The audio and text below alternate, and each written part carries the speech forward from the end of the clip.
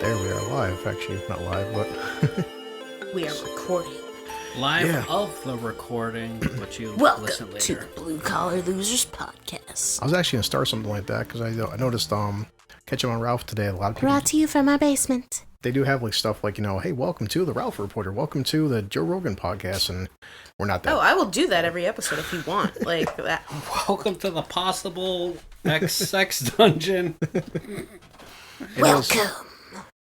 Well, that's also the problem, too. I Invidious. I have current pictures from down here and also pictures from Carlton's house, but I was hoping maybe Tuesday, if Junior and Al show up, we have Christian take pictures of everybody and then make our Instagram, because I just want to have more than just 3 of us, like have 4 or 5 people, because if we're going to do Instagram, because that's another form of like, hey guys, you can put that Instagram post, like, hey, we're going to record tonight at 8 o'clock or something, but then, a lot of people do live stuff, which we won't be doing because we're not that ready yet. But yeah, so we're not officially... that confident. Well, I mean, that's how... Too much stuff keeps happening in life. That's, yeah. That too.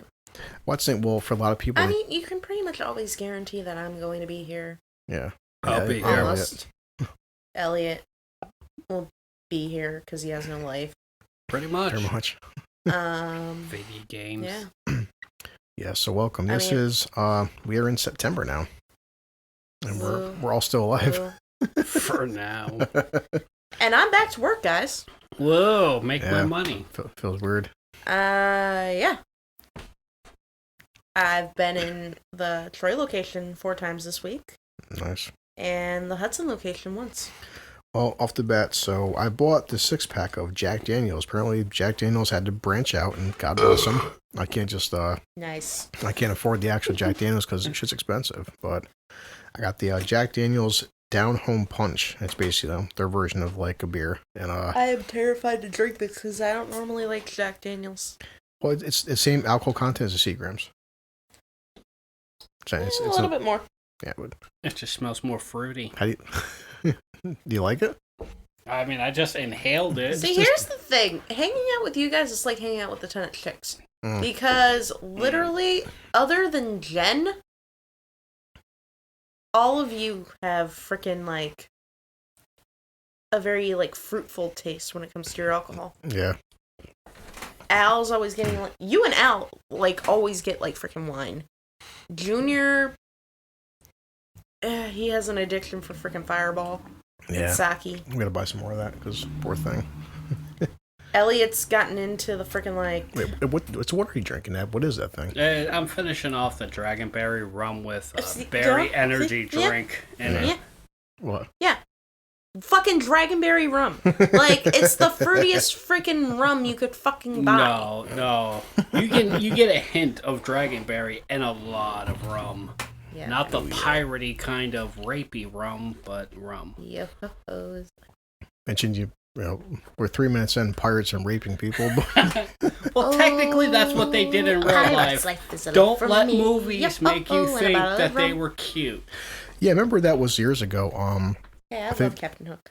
They were interviewing, I think it was Cuba Gooding, and he's mentioned like, how do you guys feel about the whole Pirates franchise? He goes, and you couldn't tell how much was serious or sarcasm, but he's like, I do like, it's kind of funny how we're glamorizing pirates and stuff, and like he's like, that's like saying 100 years from now we start making rappers out to be like the heroes and stuff and good guys, and like you're saying, Elliot, Cuba was saying, like, people tend to forget the history of what pirates were doing back then. Yeah. They weren't like the Jack Sparrows. Yeah, prisoners of war were just job opportunities. Yeah, so. You shot a gun and then you dug ditches. You did good. Yeah, but we're in September, and we're all still losers and fucking broke. Yep. But She will make all that money for us, though. She's working again.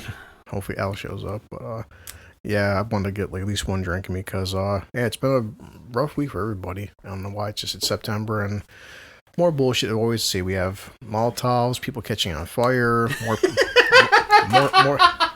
more riots, more people getting shot. Susan just being fucking exhausted because Goodwill drains your soul. Yeah, but Footloose being added to Dude on Fire. yeah, I show Ellie on Twitter because there's some assholes out in Portland who threw Molotov cocktails. One guy's legs caught on fire and he's running around screaming.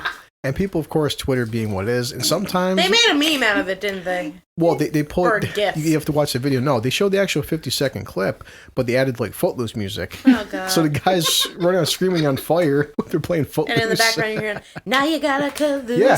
Footloose. Exactly.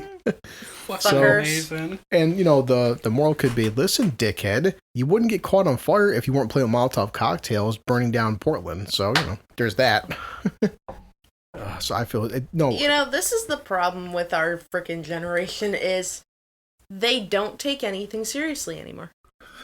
That dude probably did with his fucked took up that legs seriously. now. That guy probably is definitely taking shit seriously now, Yeah. but normal, assholes who aren't getting torched by a freaking Molotov cocktail, they're, freaking going to go and make a meme of it. Yep. Yeah, because it's hilarious. Because that's called Darwinism. Stand on the highway. Catching himself on fire for being a piece of shit. So hey, Being a dumbass. yep, and I feel that part's comedy. I love it. Yeah. So the only thing on my mind right now, I got a couple news stories which I try to keep in comical stuff, but it's hard, of course. But I could tell you how my week went. You could. sure. No, because this incident happened yesterday, and I wanted to record last night, but everything got messed up with work because, unfortunately, right now Al knows this. Al's been working 12, 14-hour days because he's broke, and I'm starting to see bills come up, and I was like, yeah, if they offer me some overtime, I have to take it at this point, even 2 hours. So, but incident happened yesterday with so as Susan and Elliot doesn't know this, and I haven't told Al or Junior or anybody, is that so my kid's mother calls me on the phone, and usually when I'm at work, she'll text me. If she calls me, I'm thinking, all right, if she's actually calling me directly, something may be going on. And so I picked up the phone while I was driving with my headset, because I don't talk and drive, and she called me, and her, she kept saying it was her husband, but whatever, she's been dating this guy forever, and it was still, I think, legally her boyfriend, but she called him her husband, but he's had a lot of health problems the past few years. He's been in and out of the hospital. He's been on dialysis. He was in a wheelchair, multiple heart attacks. Guy was just a fucking wreck. And nice guy though. yeah, well, so she called me and says, "Hey, Chris, he died." And I'm like, "Oh shit!" So it did affect me a little bit. So the first thing she says was like, don't tell our son, because our son is very emotional. And the thing is, he's 13, and since we've been broken up for so long now that he actually knows more of her being with him than being with me. So it's like, but this guy, for all intents and purposes, was basically her stepfather, or basically my son's stepfather. And like Sue had said, I like any parent should. When I first heard about the guy, met the guy, your first instinct is like, okay, what guys are gonna fuck my child, and do I have to kill this son of a bitch? And to his credit, met him, very cool guy, had civil conversations, and a lot of dads out there want to have like the talk. We sit down like with this guy, hey, man to man. I never had that. Because plus I was fresh out of parole, and I don't want to have a talk with some random stranger being on parole. And as years passed by, so we had civil conversations, 5 minutes here, 10 minutes here. Hey, what's going on? How you been? And, you try having a good rapport with this person. And this happens more often than not. And I'm hoping that if anybody hears this, the lesson that you should learn is like, listen, if you guys ever have a kid with somebody and it doesn't work out, which it happens, you can't control it.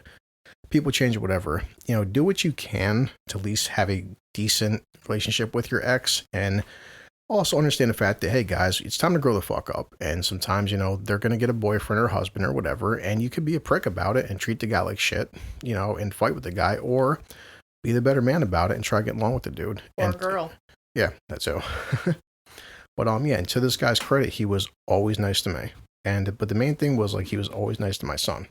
My son never had a bad thing to say about him. Always treated my kid with respect. And I'm not one of them old school guys where don't fucking yell at my freaking kid. If you yell at my damn kid, it could be a reason for it. He was 5, 6 years old. If he needed to get yelled at, that happens. But he never yelled at my son to my knowledge, that was a bad way or anything. So, but yeah, hearing about him freaking passing away it bummed me out. Like, it's not the fact that like it affected me directly and shit, or that like it upset me because I know him that well, but just like how my son's gonna react to this, because yeah, it's just like he's 13, he shouldn't have to like deal with death like a lot of kids don't have to deal with it, but he does, and he's got to deal with this shit. So when I got home on break, I gave him a phone call. Hey buddy, and you can tell, you could tell by the tone of his voice he was upset about it.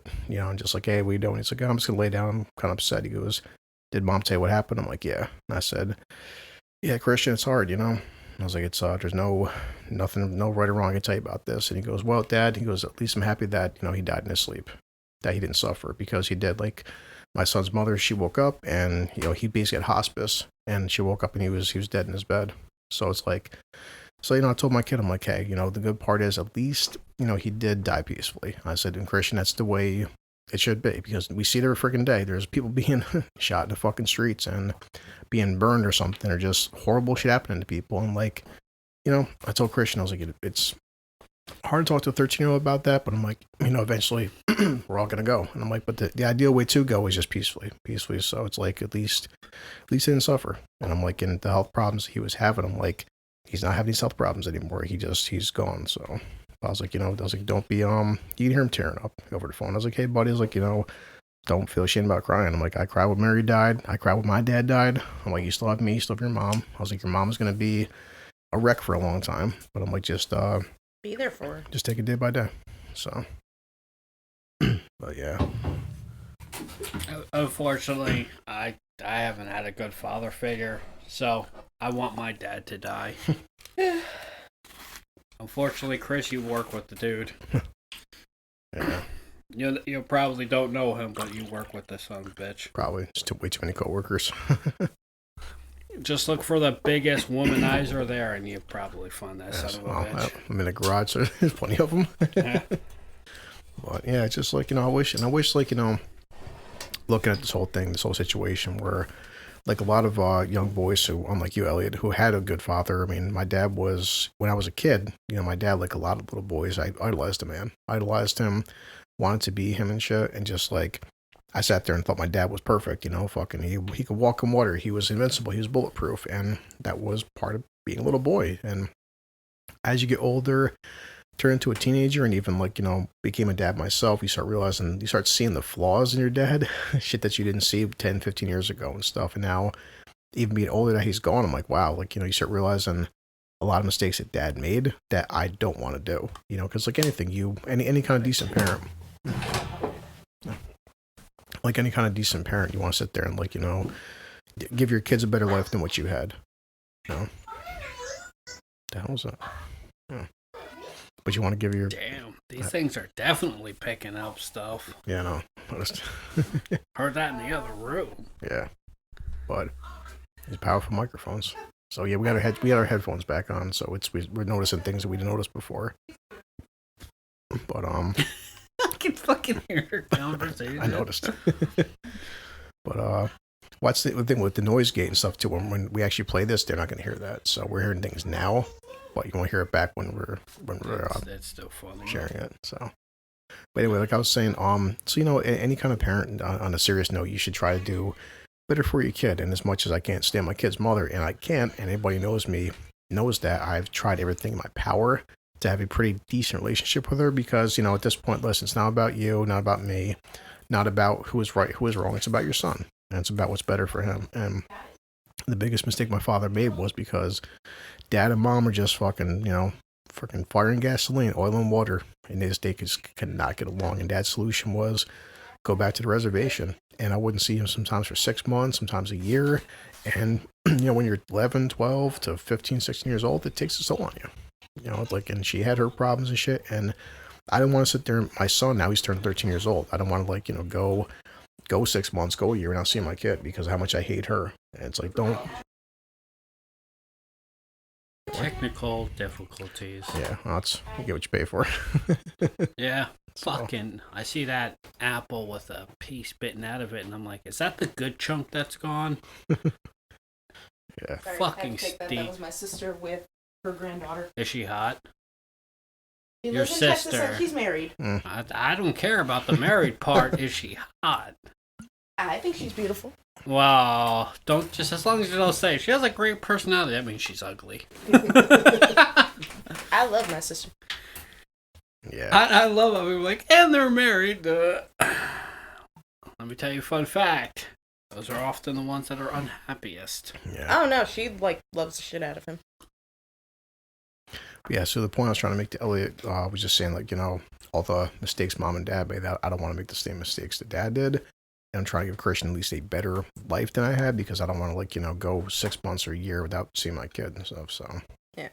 And just like I said, even with, said mom and dad, I'm not sure. They never officially had the official breakup. They just stopped seeing each other. But They separated. Whenever, like, mom was on and off with Kaya's dad, it's like dad, I know he told me one time he sat down, they were down southern Albany, maybe Port Tavern, some shit like that, and dad walked in, and he was there, and he had like that kind of like that awkward look and shit, and just like they sat down next to each other, and they had a conversation, and dad said he was cool with them, and he said, they knew each other. He knew Madhu before your mom did. Yeah. So. Because he was friends with all of them. I mean, I wouldn't say they were like the bestest of friends, but they were friendly. And yeah, he was in dad. Yeah, and dad basically just told Kaya's father, just like, hey, listen, he's like, I don't. It's like jokingly, because that's how dad was like me. He goes, you're stuck with her now. He's like, yeah, have fun. Exactly. It's like, but he said to him, he's like, my only rule is, if you want to be with her, that's you guys. He said, my only rule is just don't touch my kids. Simple as that. And dad was very highly protective of us. He's like, you put your hands on my kids, I'm gonna fucking kill you. Simple as that, and that's like the talk they had, and it's like, but I didn't want to have that kind of talk myself, because also this was back in the early '90s, and it's 2020, and things are different nowadays. Have that talk. Like, look. Yeah, but nowadays I'll be fucking with some kind of a harassment charge or some shit, like she'll call the cops on me. And yeah, but that's the problem. Parents can't show that they're protective of their kids. Kids can do whatever they want, but if a parent's like a little too strict, people are whining. Here's the thing, though, too. Like, I could see your dad being concerned with that and stuff because you are his kids and stuff. Knowing Madhu would never put his hands on any of you, whether your dad said that to him or not. Yeah. If anything, like, your mom has told me a million times, like, if she was fighting with, like, Jamie or Jen, he'd always take Jamie and Jen's side. Yeah. I know. It's just the kind of person dad was, which is said, hey, it's like, you want to be with her? Be with her. Even like when dad was still alive when Kaya was born, he just like, he laughed about it. But he goes, hey, good on your mother. And dad, even he told me, it's being the father he was. Mom, I know it, and she still does. Like, the other day, I heard you, Mom. I didn't hear the entire conversation. I was kind of getting ready to go back to work, but Mom was like, and this is Elliot, and anybody knows this about holding grudges. Like, it's been 12 years since dad's been gone. Mom still was saying something about him. I was like, for Christ's sakes, he's been dead. He's been dead over a decade. You're still shitting on him. Here's the thing where... like, let it the fuck go. But here's the thing. You don't understand this, like, where your mom's concerned. I don't fully understand it. I see it, but I don't fully understand it. It's insane. Your dad is literally the love of your mother's life. Yeah. And your mother was the love of your dad's life. Well... No, she was. I know, but I'm just trying to say, my thing with grudges, though, is people, like if I died tomorrow, Christian would be, like, 35, and Christine would be like, you're fucking dead. It's like, and Christian would be like, Mom, my dad's been dead 20 years, you're still shitting on his memory. But here's the thing. Fuck. And, like, where your mom's concerned, like, when your dad died, like, your mom literally, like, lost her fucking mind. Yeah, when your dad died. And she's still shitting on him. But this is the thing. She's like, she figured she'd be 90 years old still, like, talking shit about your dad. Well, she still will be. Well, she still will be, but it's different now. Nothing's changed. No, you're still shitting on him as much as if he... It's different now compared to if he were still alive. There's probably a lot of emotion. Now she hates me even more. That sounds like me. My dad dies. I'm probably gonna be dancing on his grave. It's like Junior and his dad. No matter when Junior's dad dies, it's not gonna matter. Yeah, exactly. But, see, me and him are in the same boat there. We're gonna be busting here's the thing, though, jokes too. on Like, them. what you don't realize too, like, you only heard like part of the freaking conversation. First off, second, your mom rarely like is talking shit about your dad. To you. Most of the freaking time, like, if she's talking about him, she's actually saying something decent. So, she'll have her little moments, but most of the time, it's not really talking shit. Mm-hmm. And for what it's worth, she's made the statement a million times. She's like, they stopped talking, they weren't together, but they still had 3 children together. They still loved the shit out of the 3 of you, whether they showed it or not. Damn, I don't even have that. So when he passed, you guys were at the hospital. Me, Kai, and Madhu were there. to watch your mom freaking fall to the floor crying her freaking eyes out. Yeah. And then when you guys came, well, I think you and Jen were still on the res. JB and Brian went back with your mom, and your mom was telling us, she's like, when they got there, because someone would have to sit with his body and stuff, and she was like, Terry was there with like one of your relatives called your mom and was like, get over here and watch your husband. And your mom was there by herself.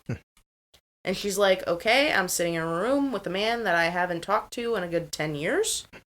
He may be gone, but... Ooh. Exactly. And she's like, if you move from that fucking coffin, I can't handle this shit. I can see my father haunting my mother. But I'll be there with a Zippo for mine. Like, yeah, move, motherfucker. I'm going to throw this But, like, there were little things, like, even though they weren't together, like, there were still, like, little things that, like when he passed away, they were saying how, like, his dad was walking up and, like, putting makeup on his face. Yeah. And stuff like that pissed your mom off. But she's like, he was never, like, dark to begin with. So, like, you're disrespecting his body by doing shit like that. Chasing your freaking grandmother around in her freaking, like, wheelchair the way he was. Like, that pissed your mom off. Like, little things like that. Like, your mom, even though they weren't together, there was still a good amount of respect there towards your father and towards his family. That's why your mom went up alone. And why me, Madhu, and Kaya spent the night here. Yeah. But yeah, well, back to what I was saying, but like Dad, when they kind of separated, he just said, he's like, boy, it's like things didn't work out, but he told me, it's just like, don't ever put your hands on your mother. And it's like, if you do, I'm going to beat your ass about that, and still, Dad still, he said, you have to respect your mother, she's your mother, and just, he would, like me, he's very sarcastic about shit, but like, even Christian now, more and more, he's getting more and more sick of Christina, he is, and like, that'll always be the whole, like, oh, you turn your kid against your mother, like, no, kids aren't stupid, and he's like, I'm just like, Dad, I'm tired of her babying me, I'm not a baby no more, he's 13, yeah. He's not a man, but he's not 5, so. Well, the one day he woke up and he's like, I know I'm going to have to call my mom. She's my helicopter, right? And I'm like, oh boy.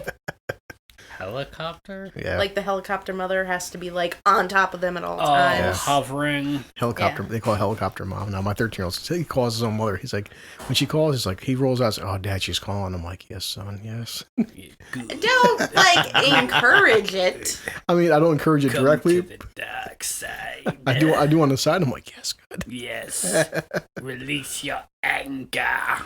But I know I do feel bad for her though, because like it's a hard situation, because like you try to you try to be better than the other person, and like, because if situations reverse, she's not a compassionate person, she's not a good person, and like, but like I want to be better. I mean, she's not, but at the same point in time, like when your grandmother died, yeah, like you guys weren't together, she still like.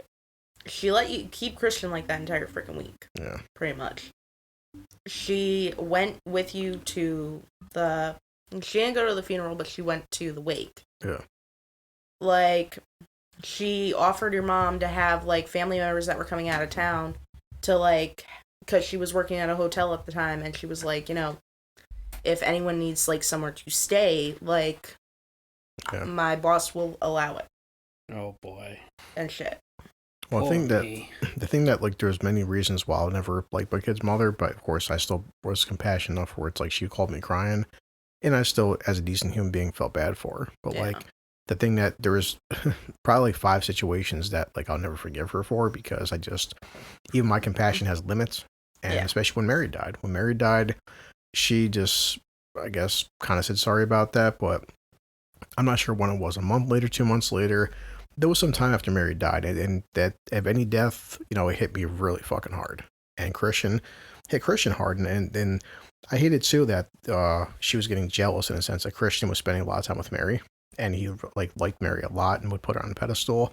And I think it was said 3 or 4 months after she died, and I was still pretty tearing up, and I was still pretty depressed. And one time she called me, she was, hey, she's like, Christian's been pretty upset. I'm like, okay. And she's like, he says that he's seen you, like, you're tearing up or something, you're being depressed. I'm like, yeah. She's like, well, no offense, can you, like, kind of, like, suck it up? She's like, because your son's seeing you being depressed and making him depressed. And I'm thinking to myself, and all I did was just like had over the phone, my teeth were gritted. I'm just like, sure, but like, what kind of a person are you when my girlfriend just died in my arms basically a few months ago? And yes, I'm understandably depressed. And you're going to say to me like, well, your depression is making our son depressed. And if you can't just like kind of suck it up a little bit, like, man. So now the roles are reversed. Yeah. So, gee, boy. And like maybe like she'll look back on it and be like a little bit more sympathetic. Because she's not, Well, one thing I do have to say, like, when we dropped him off, like, he of course didn't know what the hell had happened. So, like, your mom's, like, saying to her, she's like, I know the next, like, week or so it's gonna be crazy. Yeah. And whatever. She's like, but if you need anything, like, let me know.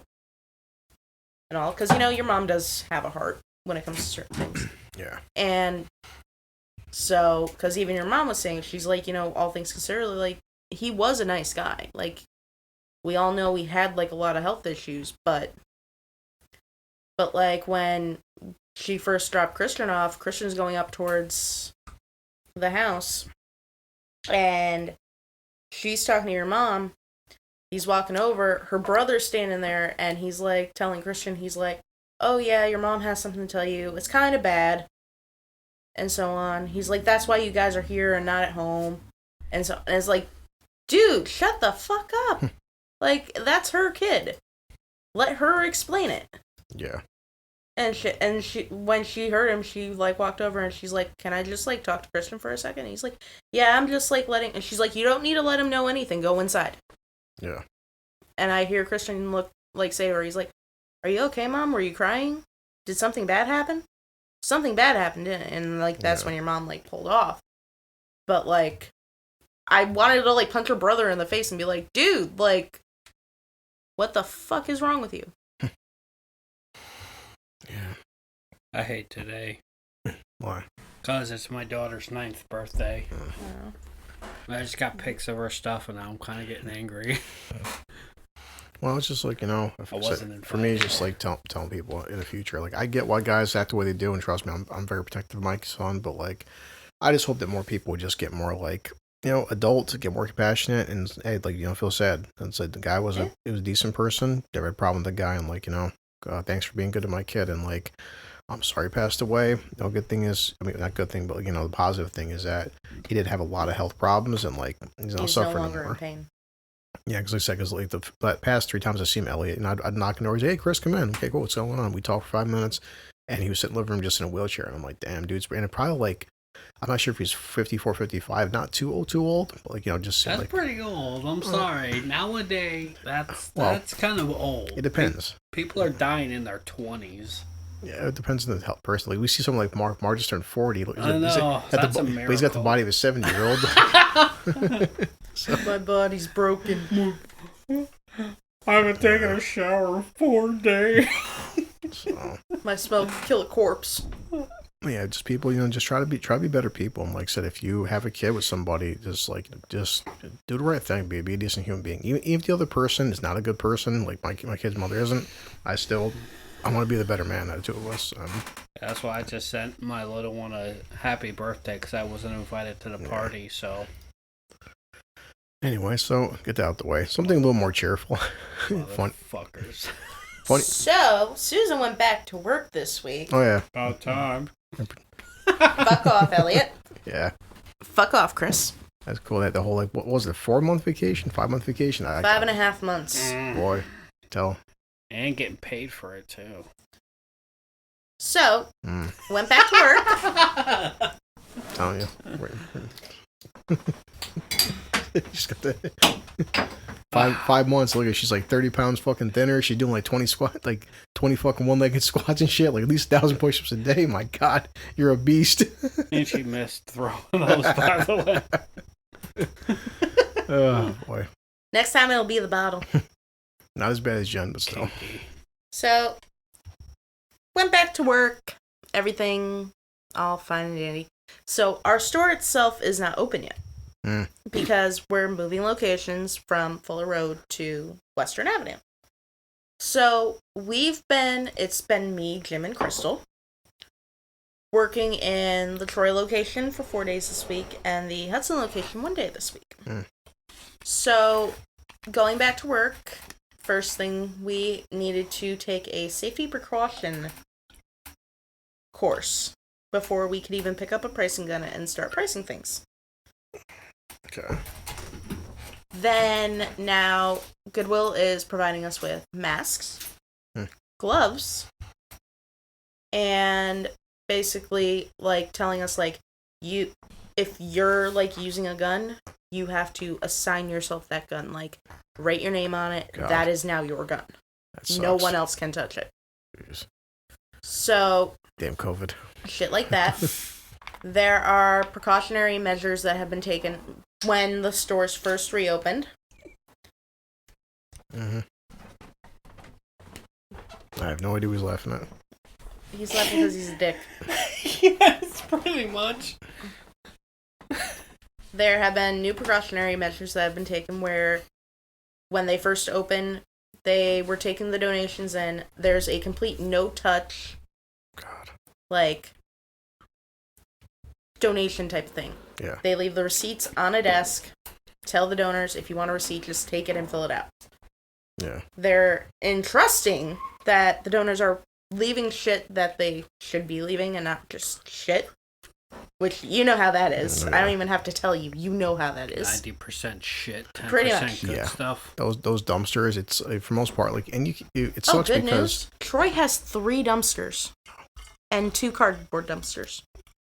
no, after working like seeing what the Salvation Army and Goodwill these places go through, it's like they do a lot of good for what they are, but like, people underestimate the fact that people just stop off. Hey, I'm gonna donate like basically my entire garbage to you guys, and like they treat it we can't keep none of the stuff, so they would just like go right to the fucking dumpsters. Like we're your own personal dumpster. These are donations. No, it's not. Literally.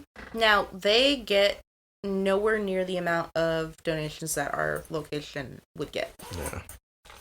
But with our store not being reopened, they're getting all of our donors. So they're getting, obviously, like, double, quadruple the amount of freaking donations than what they would normally get. And with everything going on, the store manager in that store only allows herself to price. She has a assistant manager and a third key. She does not let them price. Yeah. She'll say, oh yeah, go through the bags. If it's good, keep it. If it's bad, chuck it. Like, she'll have them pre-sort the donations and leave it there for her to price. But if she's doing 500 other things, no pricing's getting done. Yeah. So, with Jim being there, Crystal being there, and myself being there on Monday and Tuesday, we went through and just annihilated a good 20, like, black cages full of donations. Yeah. By ourselves in a 2-day period. Crystal and I, after being off of work for 5.5 months. So, like, we're moving slower than we normally would. But we're still getting more shit done than her whole staff is. Wow. Then, in Hudson only has 5 employees. Holy shit. 5 employees. Now, you, like I said, Chris, 5 employees. you know what it's like working at a freaking Goodwill. Working in our store, we had 20 employees before this. The whole shutdown. Because you need people in the morning, people for the night shifts, people to take donations, people to sort, people to do, like, a ton of different shit. This store is running on 5 employees. The store manager is in the back pricing stuff. The assistant manager's in the back pricing stuff. There's a girl on the register. There's a girl putting out wares. Yeah. And so us coming in, they're like, well, we need someone hanging racks. So I hung racks, tagged racks, sent them out. Went back to Troy on Thursday and Friday. The manager, this was the first time I'd worked with her. I'm pretty sure you've heard of her before, Ellen. Maybe. That's Probably. But, so, going back to Troy, on Thursday, first off, I was the first person there from me, Jim, and Crystal. Crystal told us she was going to be late. Jim did not say that he wasn't going to Troy. So I'm sitting there looking at my phone periodically, like, where the fuck are these two idiots? Why am I here by myself? Yeah. Like, this is the dragon lady, pretty much, of Goodwill. And you're leaving me with her. Thanks, guys. Thanks so much. Luckily, her assistant and her third key, they're cool as shit. So I hung out with them for most of the day, and, like, we just, like, talked, like, TV shows, movies, books, and whatever. But the moment I got there, she's like, oh, you sort, right? And I'm like, yeah, I do a bit of sorting.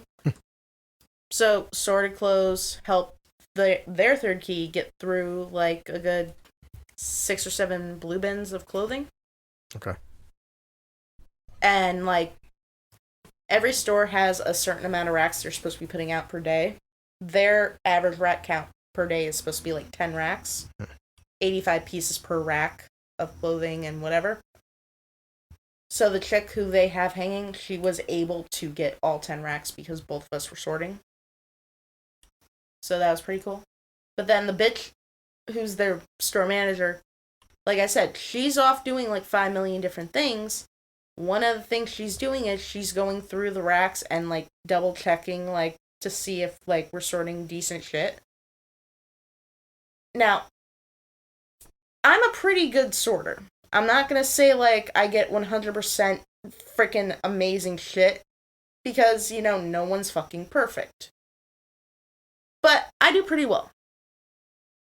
This bitch is coming back with shit that I know for a fact, like, someone else had fucking sorted. And, like, make sure that you're, like, double checking, because these things have, like, issues with them, and blah, blah, blah. And I'm just, like, keeping my mouth shut. Not really paying attention to her, because I'm like, you know, you're pulling back shit that's not just shit that I'm, like, doing. So, cool, whatever. The next day, you know I fucking hate linens. She's going through all the linens that I'm sorting, and she's like, yeah, these are decent. You might not want to salvage them. Like, we'll sell these. And I'm like, they don't sell in our store when we send them out, so that's why they're in salvage. And shit. And, like, Jim's just standing there and, like, staring at me and, like, laughing hysterically. And he's like, yeah, just don't pay her any mind. Don't. And then by the end of the shift, like, Crystal, like, freaked out at her over something. Yeah, Al said, he texted me, like, maybe in, like, 10 minutes. I'm actually going to share the story that he sent me on WhatsApp. Apparently, this said it was under blue collar winners, which is pretty cool. But oh, nice. This was a garbage man that saves a 92-year-old woman's life when he notices she hasn't taken out her trash. So basically, this is Jake Bland of Louisville, Kentucky. And what happened is that one woman in the neighborhood hadn't taken out any garbage over 2 weeks. It was a sign something was wrong. So instead of ignoring a small thing, he's the company's operations manager. He decided to take action and asked dispatcher to call the woman. Soon they learned that the woman was 90 years old, and sadly, she did not have any trash because she did not have any food. She had been living off old food for weeks because of COVID. She had no way to go out and get more food during the pandemic, and she was running out of food. So it says she just didn't have nothing to eat. Bernice Arthur, who reached out, the customer said, and that's why she had no trash. So what they did was that she has no family, nobody. So they compiled a list of essential groceries, went shopping, and hand-delivered them to the woman, who they called Mrs. W. And everyone paid for it. So it says, this also proves that you can't just ever fully know what is going on in each area. This was a nice neighborhood, not really known for food shortages, yet this woman was really turned out to be struggling. You can't ever assume everyone is fine and well off on their own, especially now. Pretty much. So, it says, it took Bland's awareness to even realize what was going on. As you can imagine, most of her neighbors were probably not paying attention to her empty trash cans. And, so she's not the only person struggling. A lot of older people are having the same issues, and just like, it's good that, like, this was just a random fucking garbage man. He just noticed that this one house, weeks went by, no garbage, and he decided to reach out, and yeah, this woman was literally fucking starving to death in her home, and they went out, everyone, and bought her food with their own fucking paychecks, their own pockets. Like, they deserve raises. And that's what I mean, it's been essential since we've been doing this podcast. Just like if more people would do that, then boy, this whole fucking country would be a lot different. But a lot of people don't pay attention unless it involves them. We're seeing it with celebrities. Exactly. Look at how they're going on YouTube, TikTok, and all this stuff to stay relevant. It's not about what's going on. It's so that people won't forget them. Welcome to ridiculous shit going on. Just one of fucking videos, or because Dog gets here stuff he sent me on TikTok, but yeah, that was one of them. Like, yeah, so he sent me a link. I'll read this off. So apparently, China, they've perfected the first flying car. So We're all gonna die. Flying car. Let's see. Yeah, I saw that and I couldn't help but laugh. I'm sorry, it's actually Japan's. So it was yep, flying car. A flying car successfully tests a manned flying car for the first time over Japan. So they did it at the Toyota test field, one of the largest in Japan. It was the first public demonstration for a flying car in Japanese history. So, and it circled around the field for about 4 minutes. I'm not gonna lie, it's pretty cool. It says, "What's more fancy than a Porsche? A flying Porsche?" No, a fucking Gundam. That's what's better. So right now it's an electric vertical takeoff, and they said they're still testing. It had 8 motors, which is to ensure safety in emergency situations. So, yep. I'm sorry, aside from that and a Gundam that took its first step, all I can think of is giant robot battles now. There's no official price, but the company said that they want to safely and securely launch it by 2023. And so, I mean, looking at it, yeah, we've seen it. Just I laughed about that to Junior. Like, I already seen the size of this thing. And let's be honest, certain individuals are not going to fit in this fucking thing. Sorry, big. There's no way, because like they'll get into that damn flying car and you're going to see the motors sink like a rock. It's going to start smoking. Now I'm sure, like anything, it'll be like tested to death. Can you just imagine how many like accidents are going to fucking happen and stuff? And like, yeah. I just said for me, like being in a car, like if you're driving and your car gets a flat tire, your engine conks out or something, even on the highway, you can pull over to the shoulder and just secure the car, call AAA, whatever. But imagine being like in a car, in like a flying machine, you're like 20, 30 feet above the ground. Next, you look over, oh shit. Or above water. Exactly. It's just like, what safety precautions are you going to have when like you're 40, 50 feet into fuck air and just like, Yeah. Well, I mean, but then again, I'd say helicopters. Helicopters, people die all the fucking time in helicopters. But yeah. I just think like anything, this will be for people like none of us, none of the average blue collar people will never see these things. There's no fucking way. They're going to be at least probably like $1 million to $5 million a piece. Give it like 40 years, and it'll be like the fifth element where they're everywhere, and people are still have all of this space to fly, but are still crashing into shit. Oh man, there's like nothing for hundreds and hundreds of feet. Crash. What did you hit? A tree? The tree was 30 feet under you. I thought it would be fun to take a nosedive. Fucking morons. God, idiots. Good old flying It's cars. gonna happen though. It is gonna happen. Idiots will crash into anything. Yeah, I agree. Well, yeah.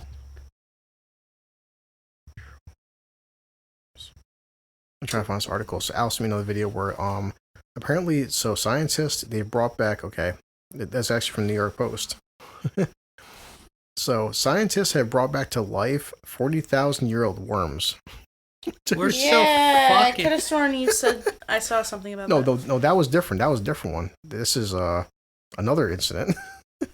Wait a second. Oh boy. This is like an 80s horror movie. Let me look up the movie. Because the last one No. we did was article was that was in Japan. They had bacteria. So now, but these are it says Worms. yeah, worms, and of course it's over in Russia. So goddamn Ruskies. But what if you could freeze yourself for 100 years and wake up back in the future? What would you do? How about 1,000 years? 10,000. Some very tiny worms in Russia just arrived from an ice cold time machine after being frozen roughly 40,000 years ago. They're alive. They're Reminds moving. me of Idiocracy. And they're eating. And now they've thought to be the oldest living organisms on the entire planet. Wow. The 2 tiny nematodes, also called roundworms, were discovered in ancient permafrost in 2 areas of Russia's frigid north. Scientists from Russia, in partnership with Princeton University, estimate the worms to be around 32,000 and 42,000 years old, which would make them the oldest known living organisms on Earth. So yeah, it's great that, they freaking thawed out 40,000-year-old worms and brought them back to life, because why not? They must have been bored. Well, it's like, I would say there's, something's gonna fucking kill us, but... Night of the Creeps. Night of the Creeps. Alien brain parasites entering humans through the mouth turn their hosts into a killing zombie. Oh, God. But they look like worms, so... Yeah. So, I brought this up because, the whole world, as they should, everybody on this planet should, loves Ryan Reynolds, because Ryan Reynolds is Amazing. Ryan Reynolds, so... But we all know that, remember Ryan Reynolds had this thing called aviation gin? Yeah. Apparently he sold it. So now, unfortunately, he didn't sell it for as much as, like, say, George Clooney. George Clooney sold his company for $1 billion. Now, poor Ryan, unfortunately, he only sold it for $600 million. So, times are hard. But he also has a mobile company now called Mint Mobile. Yeah. But, of course, Ryan being the dick that he is, which is why we love him so much. Of course. So it says, in the wake of news of the massive acquisition, the Deadpool star set up his email at the alcohol brand with a hilarious out-of-office message in which he apologizes to a long list of people, including his wife, for jokingly telling them to go fuck themselves in the last 24 hours after learning how much money he would make in the sale. Now, apparently, this isn't a buyout. See, George Clooney, they wrote him a check for $1 billion, don't go on his way. Ryan is actually part of this thing called, let's see.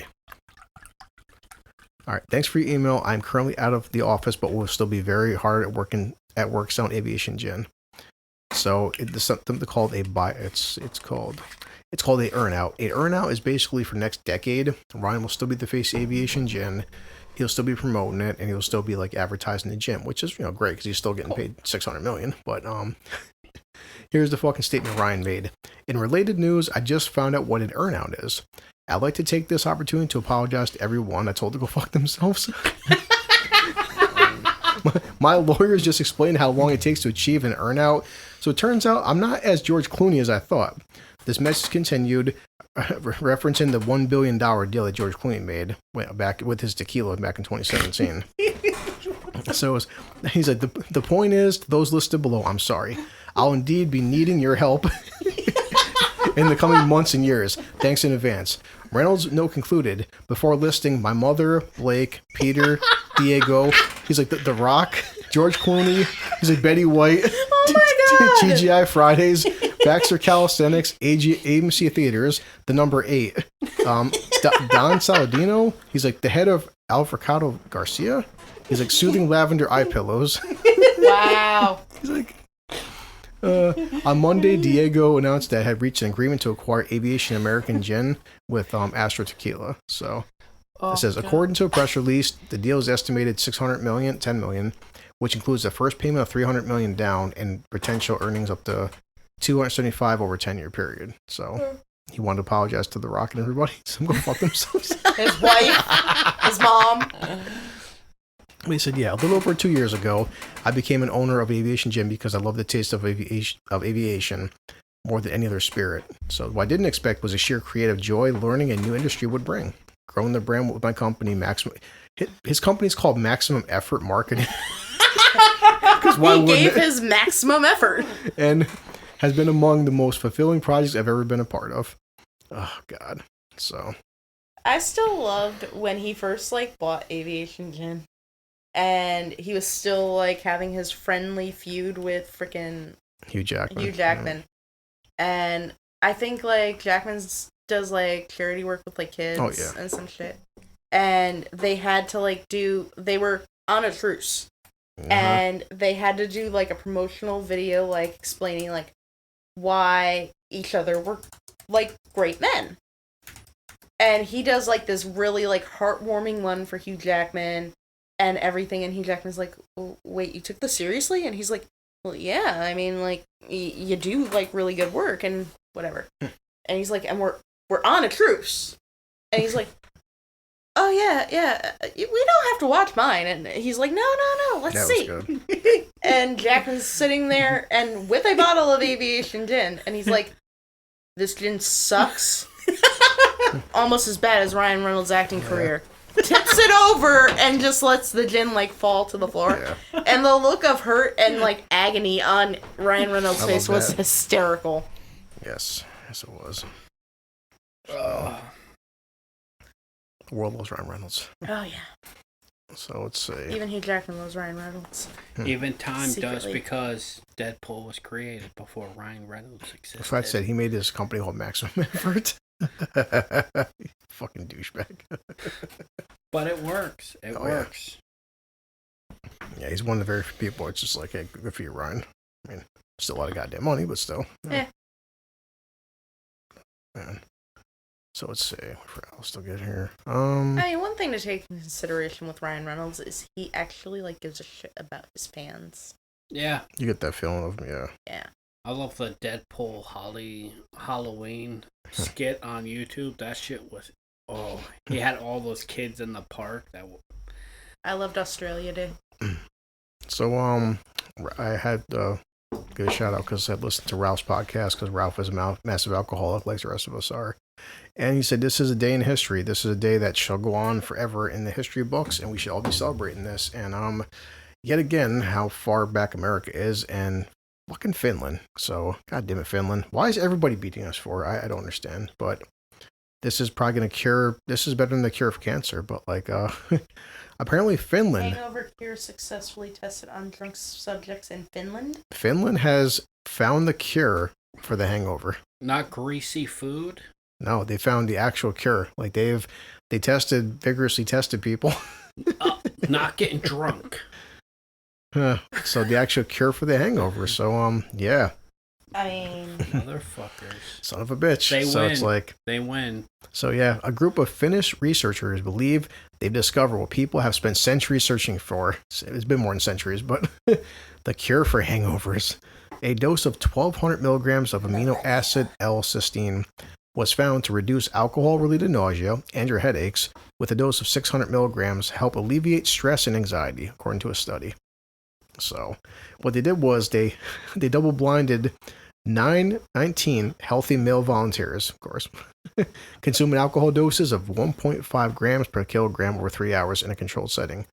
Then the subjects were asked to swallow placebo effects or the actual tablets containing the supplements. So, researchers say that as well as reducing or even limiting hangovers, they also reduce the need of drinking the next day, thereby cutting the risk of alcohol addiction. Because, a lot of times you wake up, we've all been, you're so fuck hungover, the best way to cure it is by drinking more. Good God. So, binge drinking is common in Finland, with more than 500,000 Finns considered at risk from excessive drinking. Yeah, we have how many college kids who are getting drunk every day, pretty much here? But I mean, the point is that the cure for the hangover, my God, like just because, like, if I could legit not get a hangover, I'd be fucking loaded every damn day of the week. I've never had a hangover in my life. I've had a couple, and like it's well, that's why I slow down with this podcast, because I'd be working in the morning. Like, if I could tonight drink that entire thing of Fireball and go back to work tomorrow with no hangover. That is nothing. That's like three shots. I'm talking about this jar. Oh, That's what I'm saying. That jar is like 98% empty, so viewers know. But no, I'm saying that's the only reason I'm not going to down an entire 12-pack right now with fucking Mike's or something, because tomorrow I'm going to be hungover. So it's like I can get there if I drink enough, but that's why people. But the worst part of drinking though is that we drink so much. The hangover aspect, especially if you got to be at fucking work tomorrow. So sometimes I wake up drunk. There you go. I drink so much, I wake up drunk. No hungover, just still kind of drunk. Well, here's the funny part. The studies ran into some difficulties. Some participants weren't able to consume all the alcohol required. Damn, that lightweights. Shit works then. Well, apparently no. They wanted them to get drunk enough because they wanted over a 3-hour time period. They had to give them and it doesn't seem like a lot, but it says. Yeah, it's 1.5 grams alcohol per kilogram over 3 hours. So it's like, just man up, But yeah. So some had then other people had such high tolerance that they experienced no hangover symptoms, and some were sidelined because they insisted on topping up the dose by heading to a bar. Because I do get, like, in a controlled environment, just say, listen, guys, we had 19 of you assholes. Here's, like, 5 shots or something. Drink that, and we have to test how much you hang over. Some people are like, well, I've had all these drinks, and I need more. Well, they can't test that, so they went to the bar.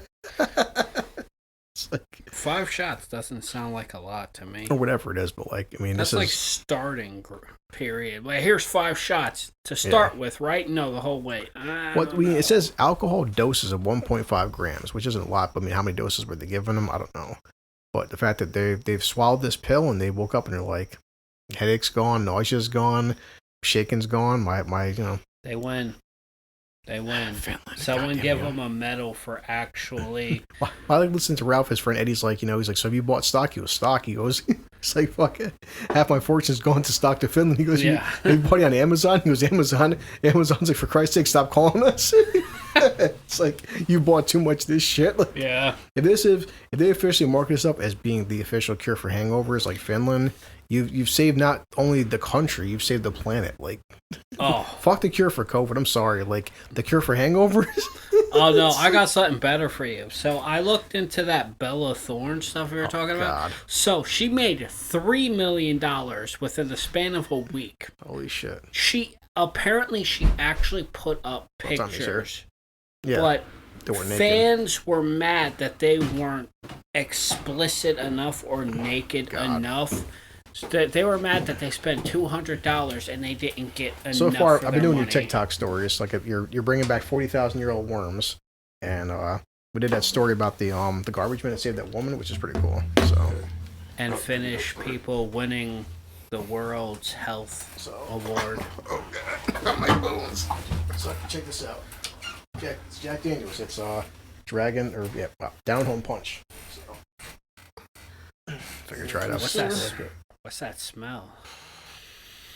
It smells like barbecue and goodness. We're gonna have to beat up a neighbor and take their shit. Yeah. Yeah, you probably moved the mic close to you, so.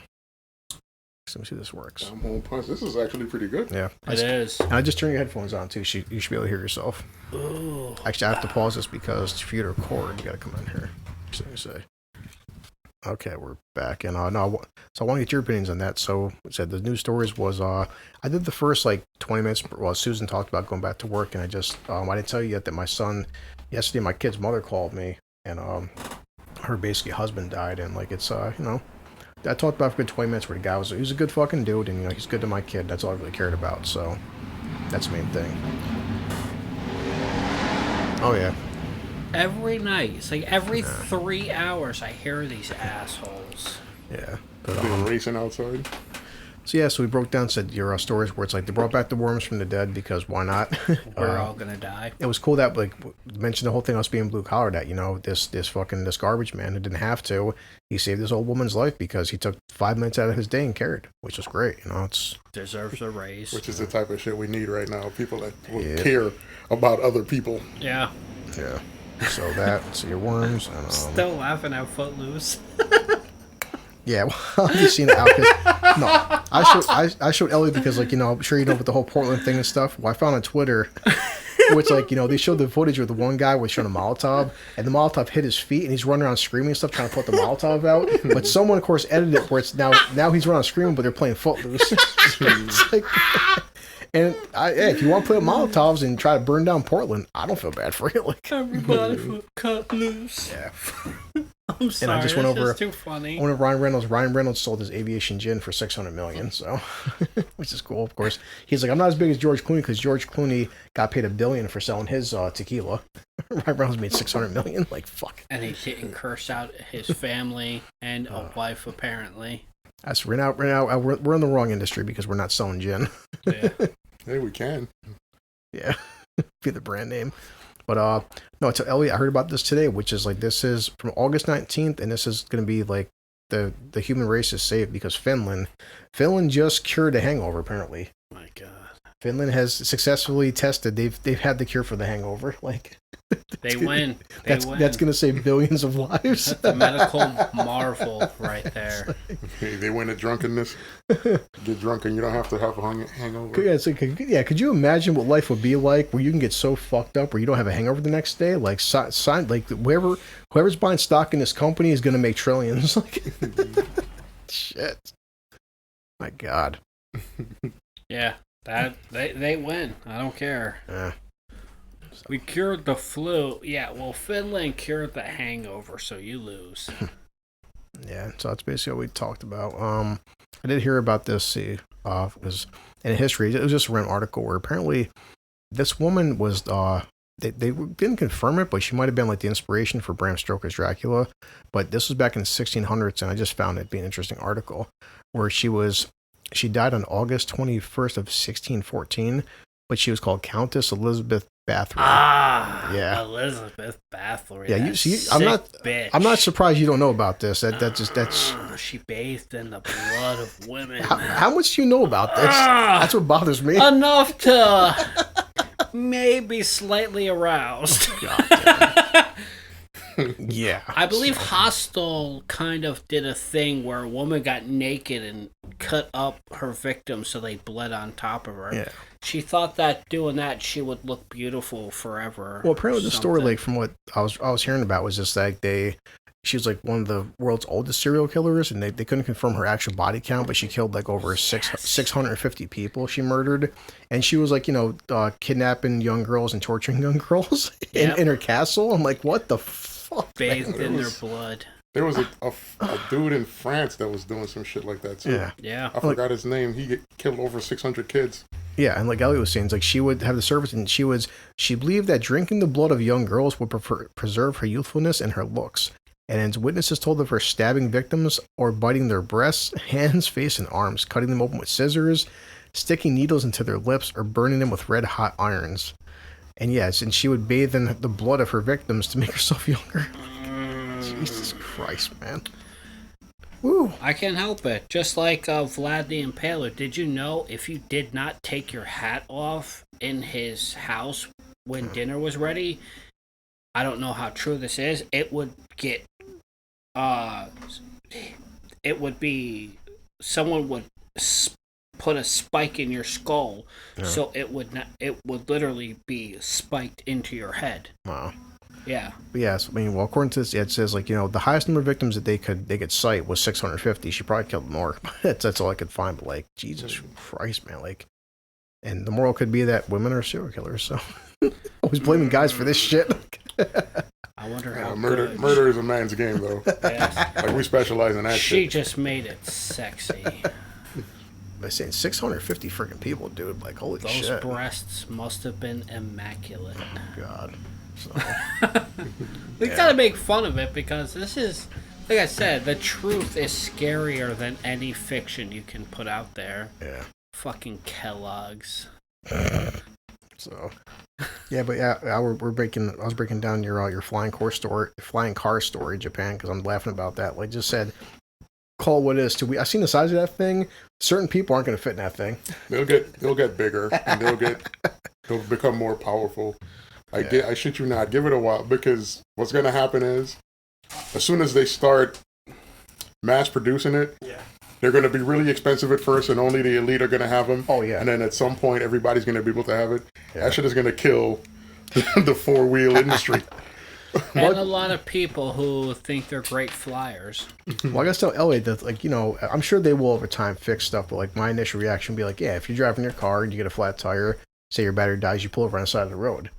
You're flying this thing, say you're 50, 60 feet into the air, next you know the battery just dies. You're like, fuck. They're gonna have those. They're gonna have the same return home programming like drones do. Your battery gets to a certain percentage and they go back to base. What the hell are you doing? I got hungry. Really? Yeah. Good.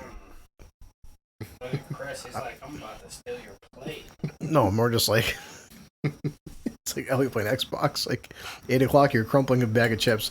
9 o'clock, same bag of chips. 10 o'clock, the same bag of chips. I'm like, you've been eating for 3 hours. Like, holy shit. Like, here and there. Yeah. Oh, I gotta piss. Oh God, this is gonna be fun. Hey, I've been drinking for over an hour here. It's tough being me. Can you control it? So, not Goodwill tough. How's your week been, Al? Not gonna lie, I've been having a pretty decent week. I know you're tired of working these insane ass hours, so. Yeah, I gotta tell you about Sunday. You remember how we did the podcast Saturday night, yeah. And I had to leave to go to work Sunday morning at 3. So I get to work at 3 a.m. I clock in, I swipe into the building, I walk in. There is nobody there. Like, nobody. There is no supervisors, no foremen, no employees. Sounds like a good day. I am there by myself. So I'm looking around, and I'm thinking to myself, like, where the fuck is everybody? Yeah. Like, and I start to think, like, am I even supposed to be here? Because technically we're not supposed to work by ourselves. So I said, really? Fuck it. I clock in, and I pull up the bus, and I just went to work.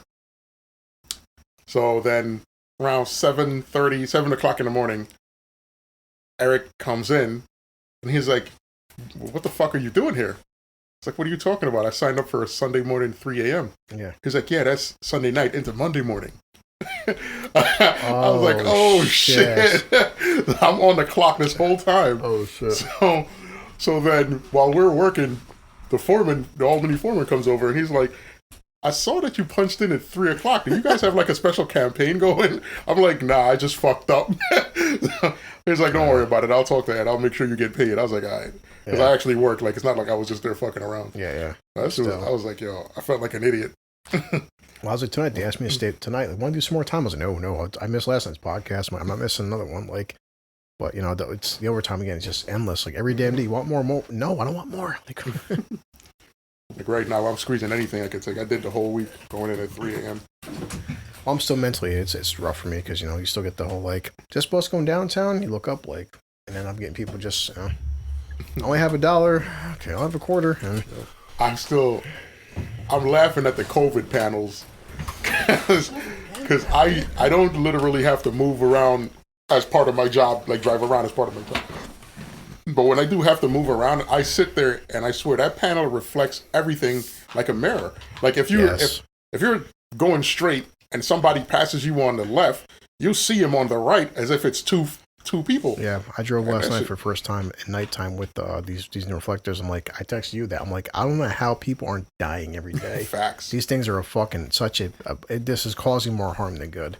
And I don't get the point of it. They got to do something with them, tin them or something. They got to do something with them. Well, with companies too, I'm not going to, if anyone hears a shit in our company, but like, I'm not sure if you've seen the article, like, hey, our company's got another $12 million grant. Like, so you got a $50 million grant, $50 million grant, $12 million grant. Like, I'm still waiting to see my hazard pay. Don't hold your breath. Yeah. Like I said, it took 6 months, but I finally got my refund on my airplane ticket. Only because I threw their rule book right at them, and it took 6 months of fighting with them to get the money back. You know who screwed me out of money? I was supposed to go on a cruise with Norwegian Cruise, and I bought the ticket. It cost me $1,200 for the cruise ticket. Yeah. And then I ended up not being able to go because they wouldn't let me on the boat without a passport. I didn't have my passport at the time. I had went through the process of getting a passport, and I did the expedited process, was supposed to take 4 weeks. And then it was like 2 weeks after the point that I was supposed to have it, and I still didn't have it. Wow. So they wouldn't even let me on. So I was trying to get a refund, and they was like, nope, no refund. I was like, what? I was like, let me get this straight. I can't go on the cruise. You don't want to give my money back? They're like, no refund. So I had to, I spoke to one guy. He was like, you got to call this insurance company that insures your ticket, and then they'll refund the money or whatever. Yeah. So they ended up only refunding me like $900. They didn't want to give me all of it. Wow. Which was infuriating, but it's better than nothing, I guess. I seen this earlier. I just was, because in my phone I'm always popping up random shit, and it's funny. I love when this kind of stuff happens because it makes me smile when privileged people get shit on, which they deserve. But this college student, little white girl with red hairs with her dog smiling, and it's like, wealthy New York City college student, 20, is among 8 people arrested for causing $100,000 worth of damage to businesses in Manhattan during a Black Lives Matter rampage. And she was caught on fucking camera just destroying a place, looting it. And apparently her parents just bought a an apartment for like $2 million and shit. Jesus. And she's just, another privileged, spoiled kid with a whole Instagram following, blah, blah, and she was caught, No, did you see the one about that girl who was threatening to stab people? No, She went to a school, I forget which one it was, I think it was Harvard. She's like, oh, I'm going to stab you, and when you're whining about that, I'm going to look at my paper cut. And said my paper cut matters. She lost her job, and she was blaming everybody else. Like, someone was like, but you threaten to stab people. So, apparently her name is Clara Crabber, and she was 20 years old, and she was charged with rioting and burglary, weapons, and tool possession. When the New York Post reached out to her in her family's second home in Connecticut, she goes, no, I don't want to talk about it right now, because, of course, she's lawyering up. But, yeah, it's funny when just they have pictures of her being arrested and wearing, like, the face masks and, like, bandanas and shit. And, like, got the crabs. It's just funny how I love when privileged people who just never had to work a day in their fucking life, you just did $100,000 worth of damage to a business, and, like, you think it's all a big fucking joke and fun and games, and ain't fun and games now, is it, sweetie? Like...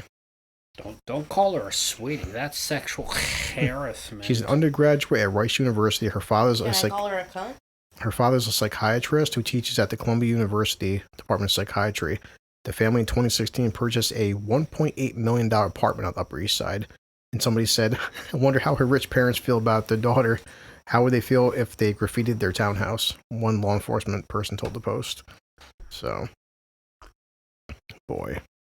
Oh, she's also part of a group, the Mask and Black Flag group, then moved north. Video shows them carrying banners reading "Death to America" and free ISIS bullshit. And free all prisoners as they chant every city, every town, and burn the precinct to the ground. Wow, what a great ISIS bullshit. Yeah. So death to America. Death to you too. Yeah, your parents live in a $2 million fucking house, and they bought a second house, and you've never death to America. I know. I have a better idea with that $1.8 million. They give it to us for that's $450,000 a piece. My ass is getting out of Albany. Same. Yeah, I'm trying to find the article actually because it popped up on Yahoo. This was because I get Yahoo emails and shit, and this guy got sent to jail, which I'm happy because he was basically. Let's see. Try to find it. Because we've all talked about, small businesses and how the government's supposed to be helping them. And from, a blue collar standpoint, this guy was skimming a shitload of money. Like, he was saying that his business was struggling. He needed help from them. And he winds up buying, like, a $385,000 Lamborghini. And he skims, like, millions of dollars and shit. And they caught him doing everything. So they arrested him and caught him. And I'm like, do I feel sympathy? Fuck no, man.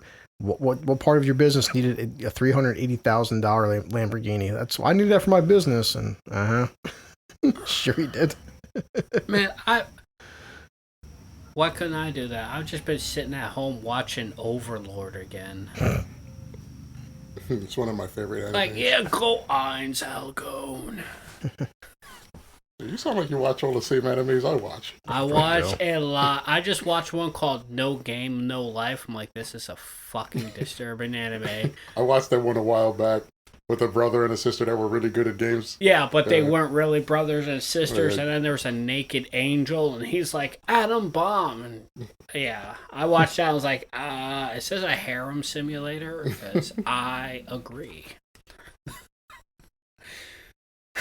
Chris is like, please tell me more. Of course, Chris. They had Tiggle bitties, anime Tiggle bitties.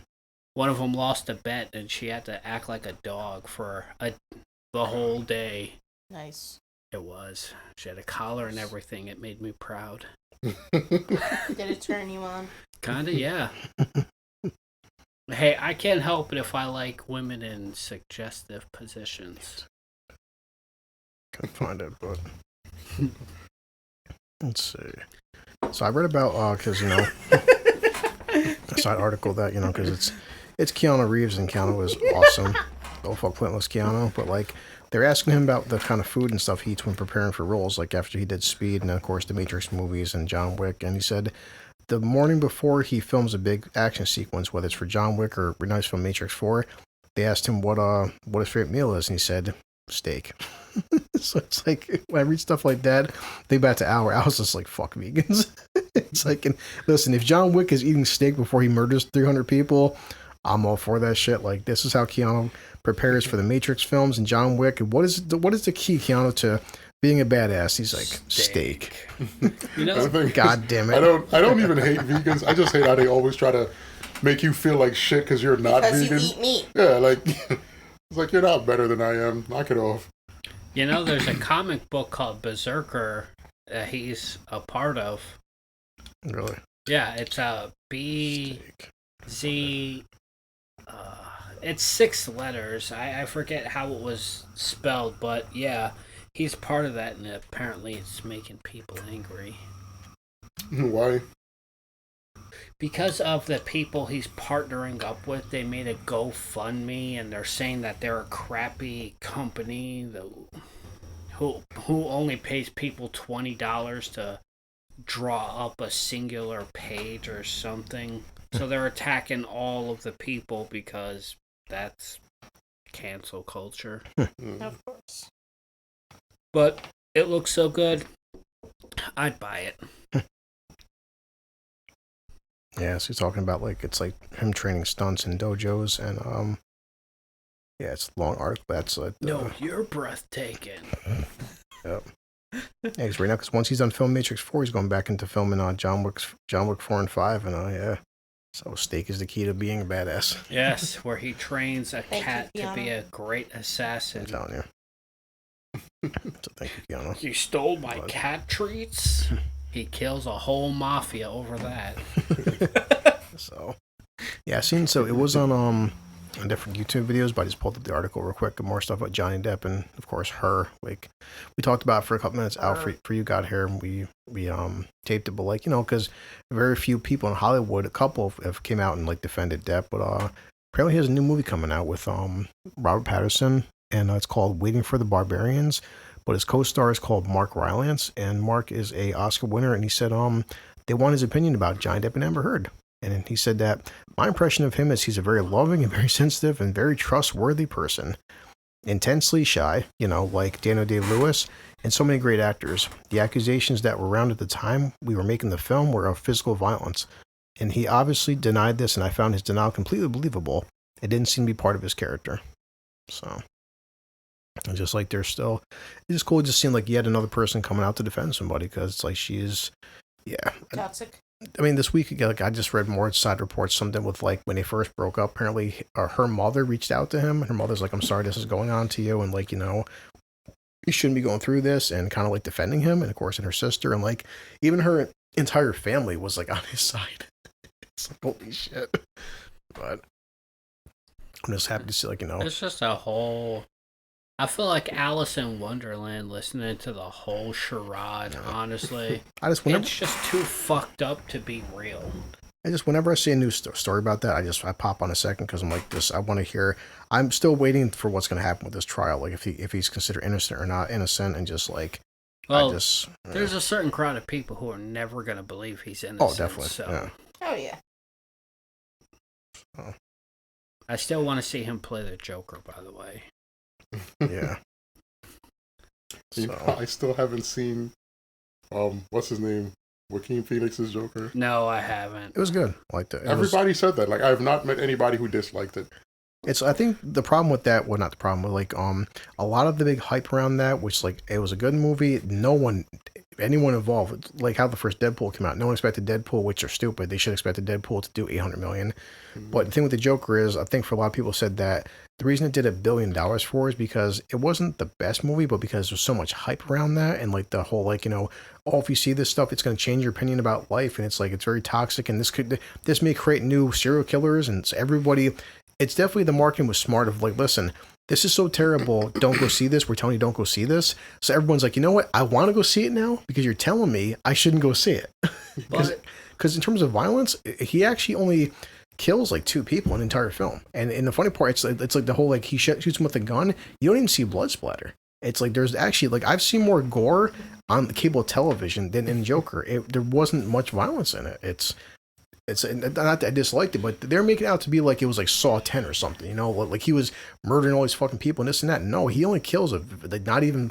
I think the whole film was like 3 people die, an entire 2-hour movie. So it's like it wasn't the media made it out to be like this was gonna like cause more Columbine shootings or something. You know what I mean? Like, but I did like it. Okay, growing up, what about all those kid killers we had? There was that ginger dude who bashed a kid's head in and shoved a stick in his ass when he was dead in the forest.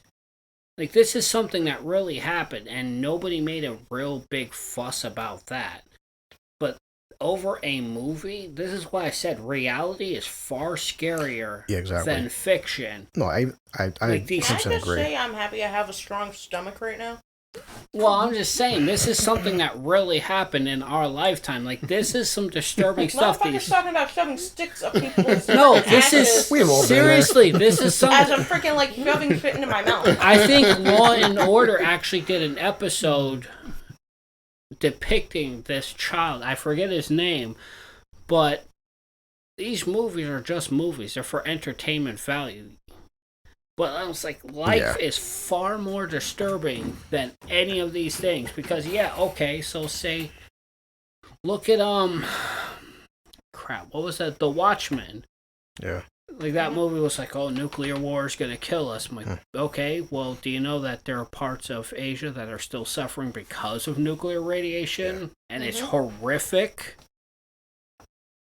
It's like people freaked out about the thought of these movies and, there's... Yeah, like I was like honestly, like even watching like if Joker compared to like with Michael Douglas falling down, it had a very falling down vibe to it because it's a sense that this is a character where you see the trailers, he's getting bullied, he's getting beaten down, he's kind of shy, he's a mama's boy, that was his fucking mother. That movie, and that's my favorite movie. And it's like you see that progression of like as he's getting like.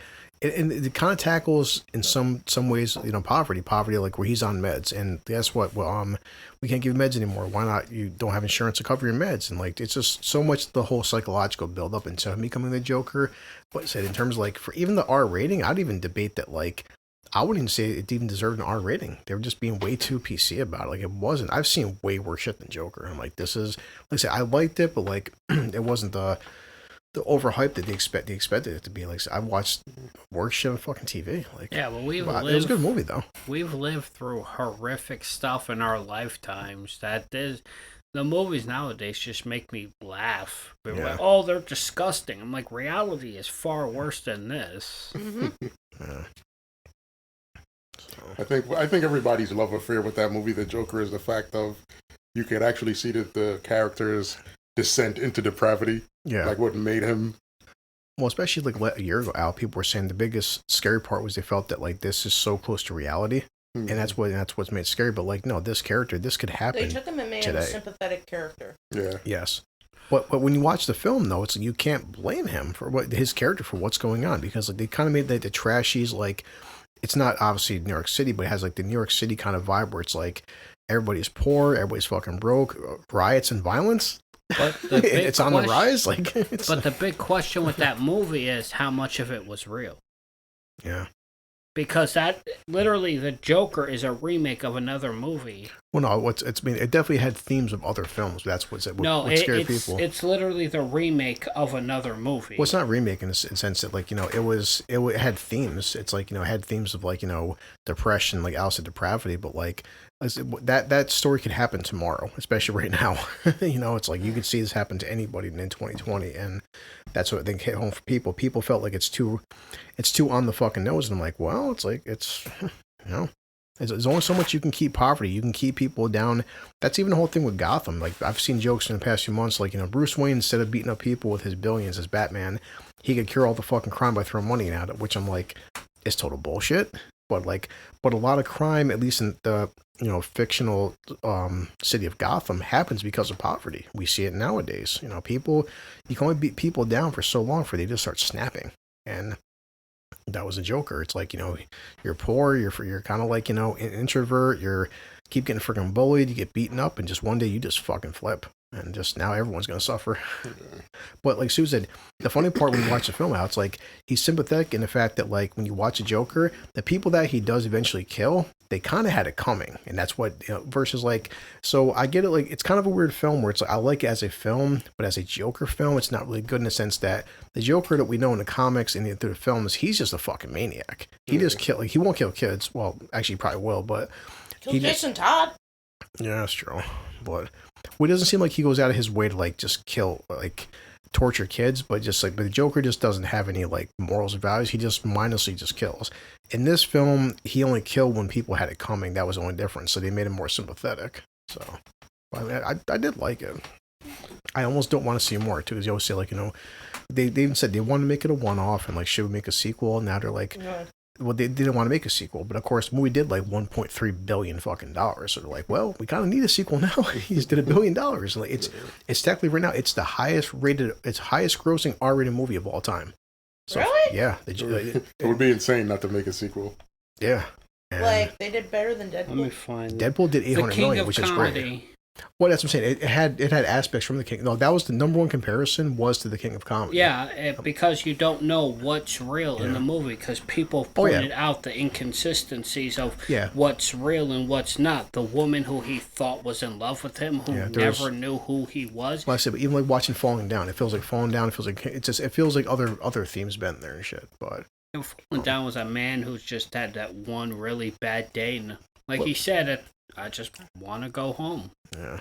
But yeah, the sympathetic character has been beaten down so much, he just freaking snaps. So. Yeah, that's why I just wonder with the Joker, when I watch it, what's real and what's in his head.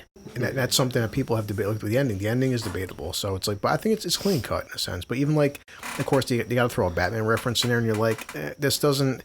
I do like it as it doesn't need a Batman reference. It should be its own separate side story. It doesn't need a Batman reference. So, but it could be part of the three Jokers, because there's not one Joker, there's multiple Jokers. DC's continuity shit. So I take it as it's just a good standalone film. It just he just happens to become the Joker, but it's not like don't be expecting the Mark Hamill Joker or the fucking Jack Nicholson Joker. It's its own separate entity. So it's, I really want to watch it, but I know to notice that it's dealing with mental health, so not everything that happens is probably what really happened. Yeah.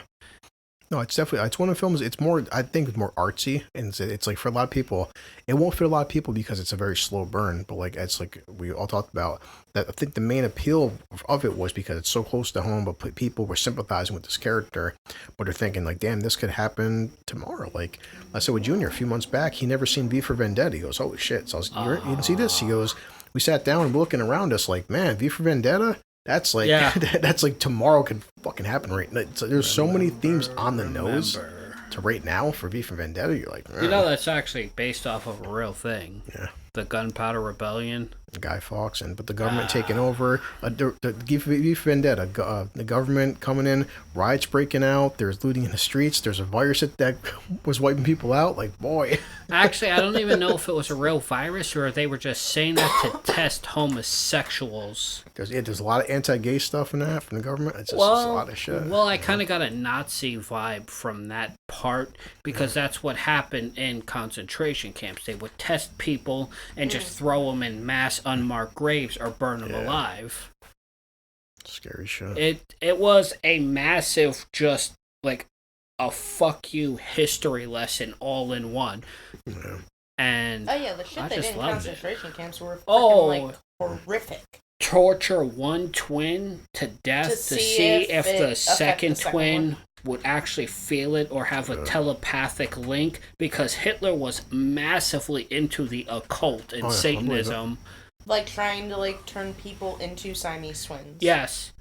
Trying to open up a door for Satan. That's why I love zombie army games, because these shits literally Scariest thing though with Hitler I've ever heard was he loved Walt Disney's version of Snow White and the Seven Dwarfs. Yes. That is the scariest thing I ever heard about. There was some crazy shit about him. Like he killed people who what he Disney, was. Have anybody heard about Mulan? It didn't have the great song that I want. They're just I haven't seen it myself. I'm waiting, so I'm not giving Disney $30 more right now. I'm not. Isn't it on? You don't need to. I pay $6.99 a month. But even with Disney Plus, you still have to pay $30. Oh yeah.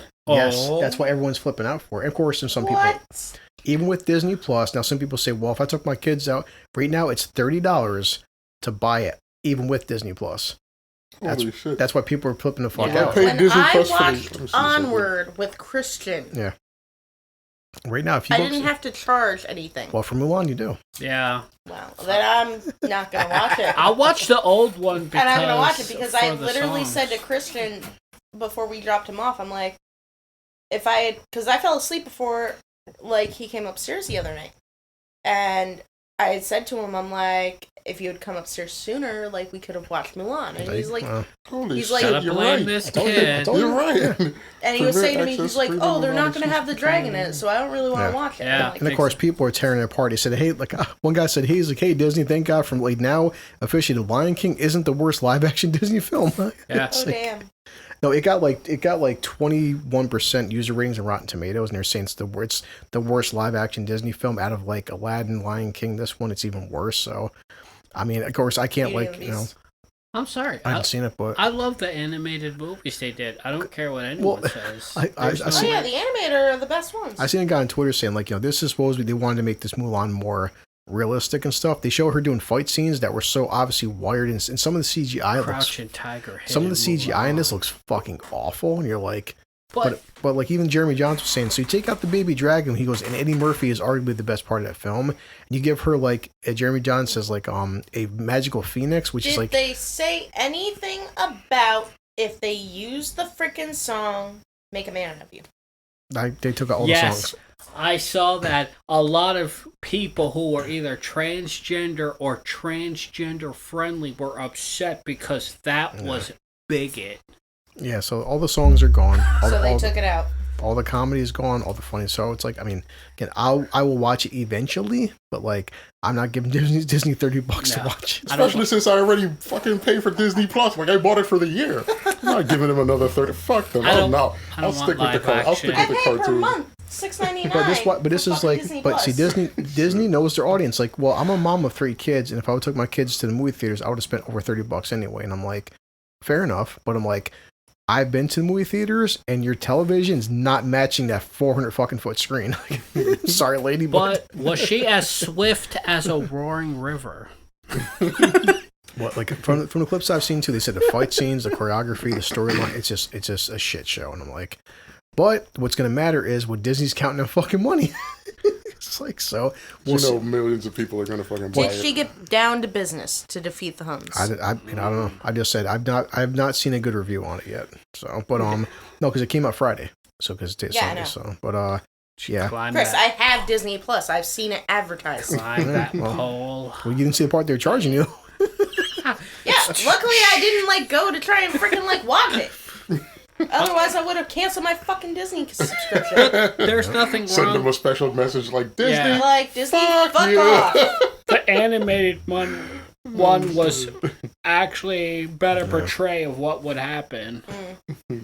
She wasn't gonna go crouching tiger, hidden woman on the whole Hun army.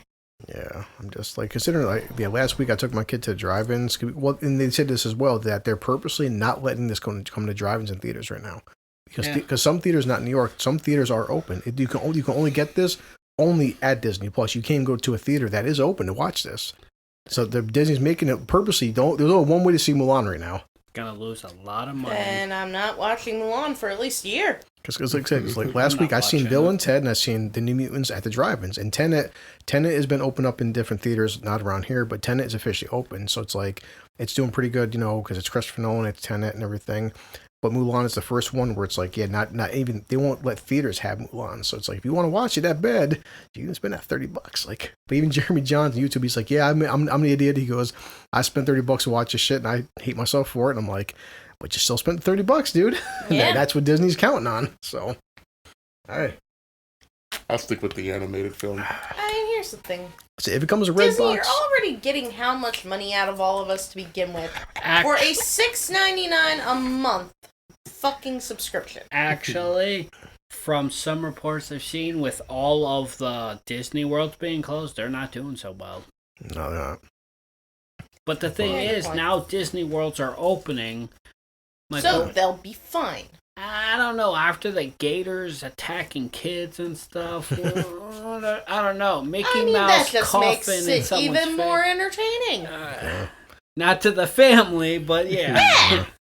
Like, was this part of the show? Because my 100%. kid's dead. Jesus. Hey, he shouldn't have gone near the Peter Pan ride. Well, Sorry, we're not Disney. ma'am. What they're doing is testing the waters. Like, look, I love Marvel, and I've been a massive. I bought comic books.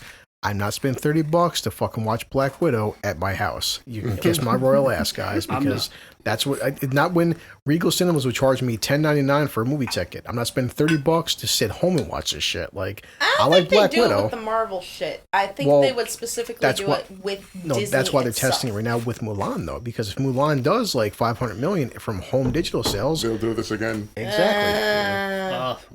And you Black have Widow. And that sucks because I really do want to watch the fucking Black Widow movie. I don't. And I guarantee if it comes out, Susan's like, you know what, Chris? Well, technically speaking, yep, they got you too. I guarantee. I'm not You know going what's to. funny? I'll wait a year. It's going well. If they had done this with the Black Widow movie, they would have got me. They would have See? got me for Yeah. $30. I'm not even gonna lie to you. They would have got me right out the gate. After Scarlett Johansson saying it's going to have political messages, I God, yeah. instantly was like, fuck you, I'll play Marvel Avengers. But, you know, I said, this is going to be like Disney. See that ass wiggle without you talking about I feminism. mean, it came out 2 days ago. We'll see after a month how it does. But Hey, I just all want to matters. watch her in a nice, tight leather outfit with her mouth shut. That's all I care about. I'm gonna be honest with you. Though. I'm a fan of hers because of the way she looks. Like oh yeah, like she could make an entire movie. Like I watched Ghost in the Shell, which didn't impress me. Everyone Yo. watches her because of how she Yo. looks. Even straight women Al, you're watch not her gonna lie. because of how she Her- looks. No, her- Lucy got me. Lucy, where she's all her. Oh, yeah. spreading her Lucy- legs in that chair. I was like, please let me be that person. Like that I said, I was bird. in love with that movie right up until the end. But of it Ghost in when the it Shell, got when she had that white outfit on, you're like, Oh, for yeah. fuck's sakes, man, how could a woman? That's No, I'll just watch the anime where you, You- really you see her remember that- naked. It just really disappoints me that it took this long to make a fucking Black Widow film, but they made a fucking Captain Marvel film. where's she now? Because they had to put Captain Marvel into Endgame. That's why Black Widow. They could have added her into someone else's fucking film. I'm trying to remember the name of the movie she It did- was it did in. $1 with billion, what's his name though. there, where she played Yeah, his where two of girlfriend the for a little assholes bit. went. Well, what movie? Wait, so It's a movie where it's about this guy. I forgot the guy's name. He's a Tom Hanks? no Tom Hanks. Bill. something Lovitz. What's his name? Oh, no, Joseph Gordon. yeah. Joseph Gordon-Levitt. What was that movie that he was in with her? Don John. Yep, Don John. Yeah. I love that movie. Yeah. I didn't see That that movie one. was It's a good movie. amazing. I to love me. it because of the fact that he's in his car and he starts singing fucking Good Vibrations, No. and when the person No. drives past me, he's just like, Her. I'm sorry, I watched her and I perved out there when they were like having phone sex. I'm like, my God, Scarlett, please, more. Give me more. Well, the best one of all time was fucking Under the Cut. Like, that's what every man on the planet watched that film just for a nude scene. I'm like, Jesus Christ. I gotta watch that now. Boy. That with her kind of split the It nude makes you, scene it makes you with her upset because, moaning. like, again, if you've seen Scarlett Johansson with, like, a certain caliber guy, get that. You see a guy she's currently dating, you're like, I would beat him with a fucking baseball bat, like that douchebag from SNL. Like, I'd hit him in the back of the head with a brick. which douchebag from SNL? the one dude fuck is on Weekend Update. I forgot his name. He was just on Stern Show talking about dating Scarlett. He didn't talk too much about her. I'm like, you better not talk about it, you fucking fruit. Yeah. That What's like Pete Davidson? Pete Davidson, it's a medical mystery how Pete Davidson is having sex with all these beautiful women. I don't get it. He 'Cause dated Ariana Grande. 'cause he's not funny. It's like, I get if he was No. talented, like. I think I liked him in a few of the music video skits, but aside from that, he looks like some dude who God. comes out of a trailer park and just Funny. that's it. Funny is subjective. You know, some people think See, funny I'm is not different. going to bash Pete Davidson for a couple different reasons. I am. I just did because It's he Colin- seriously looks like he just comes Yeah. out of a trailer park and that's it. Colin, Like, I'm here. Colin Jost is dating Scarlett Johansson. Who got Colin from Yost? Yeah, that's him. You look at him you're like, motherfucker, how you got? God damn it! Like, That dude's a fucking douche to begin with. Wait, too.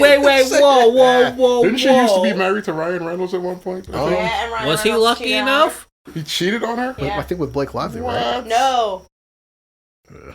well, it was someone else, but he Well, cheated on her. You know, Look, Oh, Black no, he Widow- should have knocked her up first. Yeah, that's how you keep them.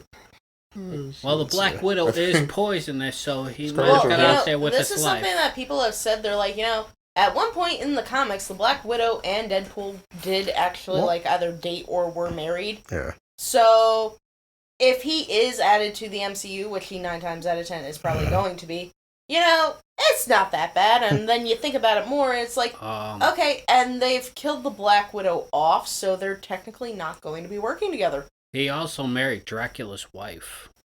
And shot the Wolfman when he found her in bed with him. Yeah. And he has a child. No, as soon as he too. divorced Scarlett, he went on to marry Blake Lively. Who now him and Blake have 3 kids together. So. Yep, James. Yeah. I liked her movie, The something. Shallows. She says that she has not any hard feelings towards Ryan. So she said it's a different part of my life. I feel like it's nothing about him cheating on her. So He did, though. I can't find it here, but I don't know. Celebrities is a whole nother culture. yeah, I'm just saying, but yeah. God damn it, Scarlett. That's like expected nowadays. Like, you say with Pete Davidson, but even like his appearance, like, dude looks like a fucking meth head. Like it's like he's a meth. Yeah. You're not funny. Makes me feel like I had a shot with her. It's Seriously. And he's always going through massive depression. He's been on suicide watch a ton of times. He's always taking pills. It's like, you what? Like, it's like, again, it's like you see Ariana Grande or like, you know, Kate Beckinsale. I'm like, Kate, that like. What the fuck were you thinking? I'm just saying, I get if the dude had like some kind of like appeal to him or something. He was worth like Selma Hayek. I get her husband's like worth $3.6 billion. I get that. Why Selma Hayek's dating that guy for? Like, Was she I there really too? don't have anything bad to say about Pete Davidson. I mean, he's not funny, but he's not like a bad guy. it comes off a lot of times like a douchebag. Too. Yeah, It's he what- kind of does. He literally I'm reminds saying, but, like, me of just the guy but I who get, walks like, out That's of- probably the appeal. Yeah. Look at Britney Women are into Spears. douches. She was literally married to a walking douche for how long? Oh yeah, Kevin Federline. Yeah, Piece of shit. literally. It's like, hey, Kevin, Yeah. here's your brother, Pete, whatever. Come on down. I still loved like when he would appear on freaking like WWE television and John Cena would just come at him and shit. I don't know. It just shows you this world is strange. K-Fed. yeah, That's my hero. Oh my god. All I can think of was that song, It's a Mad World. I think it's kind of funny, and I think it's kind of sad. You know, I don't know if you've seen Albert. I just this morning on Twitter, I just happened to retweet this because I just wanted to watch it again. But you know, with the whole like, there's more shootings going on and stuff. But they showed there was this body cam footage showing this guy, and I don't know the situation yet because it's just body cam footage. But like, of course, a lot of people are speculating maybe this guy wanted death by cop or something. But like, I don't defend what's going on right now. But sometimes I understand the fear factor. This guy, and we can look at the tweets some other time. But he has a knife. He's coming at the cop, and the cop has a body cam. He's got the gun pointed at the guy, and he goes, "Stop! Stop! Stop! Stop!" He's backing up. "Stop! Stop! Stop!" And the guy's just rushing at the cop. This cop flat out puts fucking 5 into the guy's chest. Guy claps on the fucking ground. Gets back up.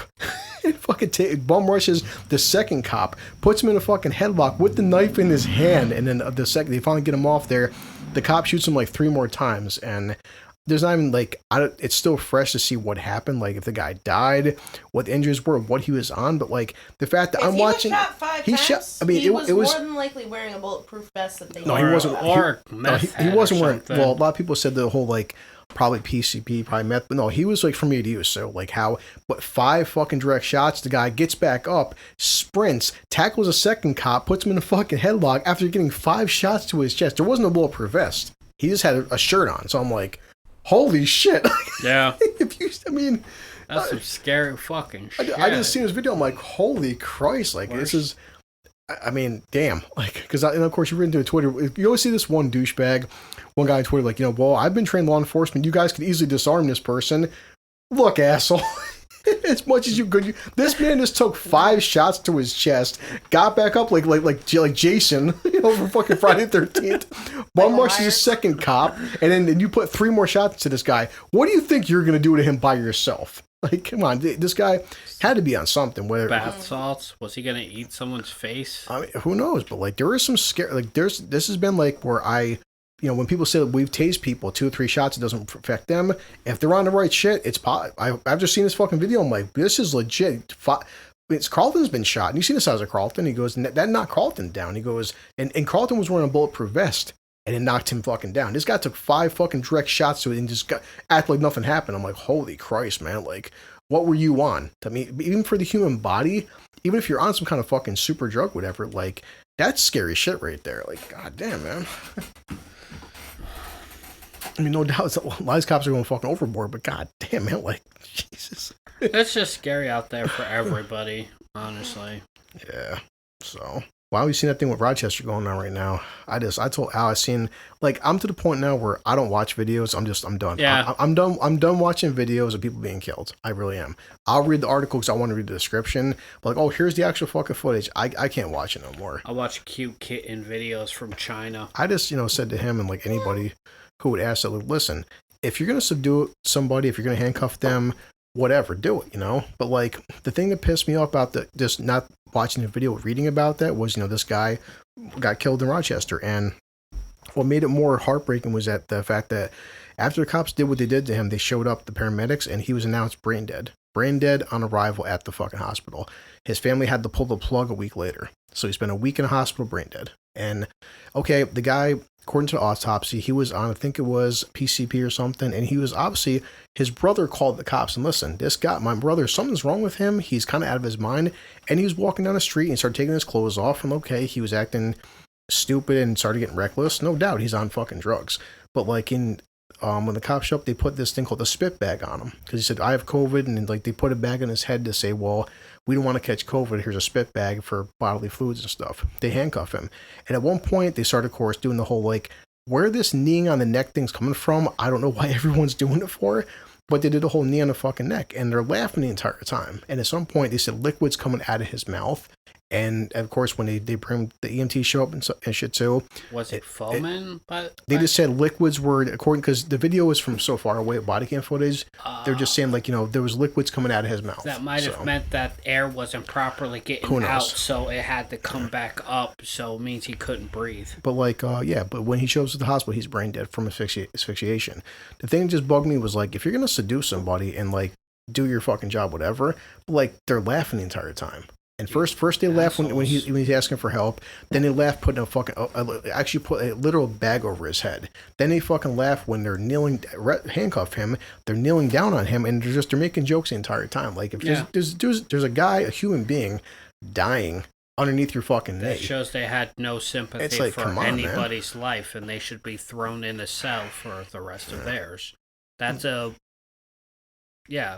fuck those people. And it's not just him. It's like the George Floyd thing too. Them guys, they're all making jokes. That Tony Tip of shit we've seen when they were kneeling on his fucking back, they're making jokes. Like, why do you guys think this shit's funny for? Like, this is a human being. Because there are some people who get in these positions of power for power to abuse it or do whatever. They think they're untouchable, and they're not. Yeah, 100% right. I just sick and just like. So I don't like people. Period. Well, I texted Al that I was like, these people think this shit is such a goddamn fucking joke, and like, well, how would you like it if like I did that to your kid or your brother or your mother or something? But you can't say that though. Well, I did, but I'll say it here. Like, you guys, you four or five douchebags, you handcuff a guy down, put a bag over his head, and you kneel on his neck and you start laughing. So what if that was said to your father or something? And five of us did that to your father, and he was crying while we're murdering him, and you were laughing about that. Like, how would it make you feel? Well, then they might come after you and pull you over and all that. Yeah, exactly. No, because they have access to who you are by your name in their system. Well, I mean, just the premise of that. Just all these freaking videos. It's like these people are doing these horrific acts with just no remorse. Like, why don't you say sorry? Why don't you say sorry? Because they don't feel sorry. I know, but that's what just say. It sucks. It's like, fuck. And not a skin issue. I seen a freaking. I didn't watch the video. I just read about it. Just damn, you put a bag over a man's head, regardless of his skin color, regardless if he was on drugs, whether he was smoked a fucking blunt or was drunk or had some PCB, whatever. Just throw handcuffs, throw him back of the car, bring him down to the station, let him like get out of his system, and that's go about your day. Now because of that, now we got Rochester, which is only, according to my Google Maps, 2.5 hours away from us, and Rochester was burning to the ground. I'm like, oh fuck. Jesus. Seems about right. Oh boy. So, but if we get to 2021 at this point, it'll be a miracle. Yeah. It sucks for all of us too, because like everybody here, like we want, at some point I want to go out, like I went out for my birthday, but like watching these new videos, people are just sitting out there, they're just enjoying dinner, having a couple drinks, and you got a bunch of people walk up to them, they start bashing their glasses, smacking the tables, throwing stuff. Get the fuck out of here! What are you doing in here? And like, oh boy, like These are just regular people that are just out having a dinner, having a meal. And this whole mob of people just goes out there and just starts destroying a place. And you're like, Jesus, man. Like, boy. And I just seen yesterday in New York City, another car ran through another group of freaking people. And I'm like, according to the report, nobody died, thank God. But like, yeah. There was a bunch of people fucking protesting that was down in Times Square, and a car just played bowling ball with a bunch of people's lives. Like, did he get a strike? I'm surprised someone didn't edit a video with like the bowling fucking noise. You know, like, give it time. Well, I just seen the video. I'm like, God damn, how many? All I can still think of is the Footloose.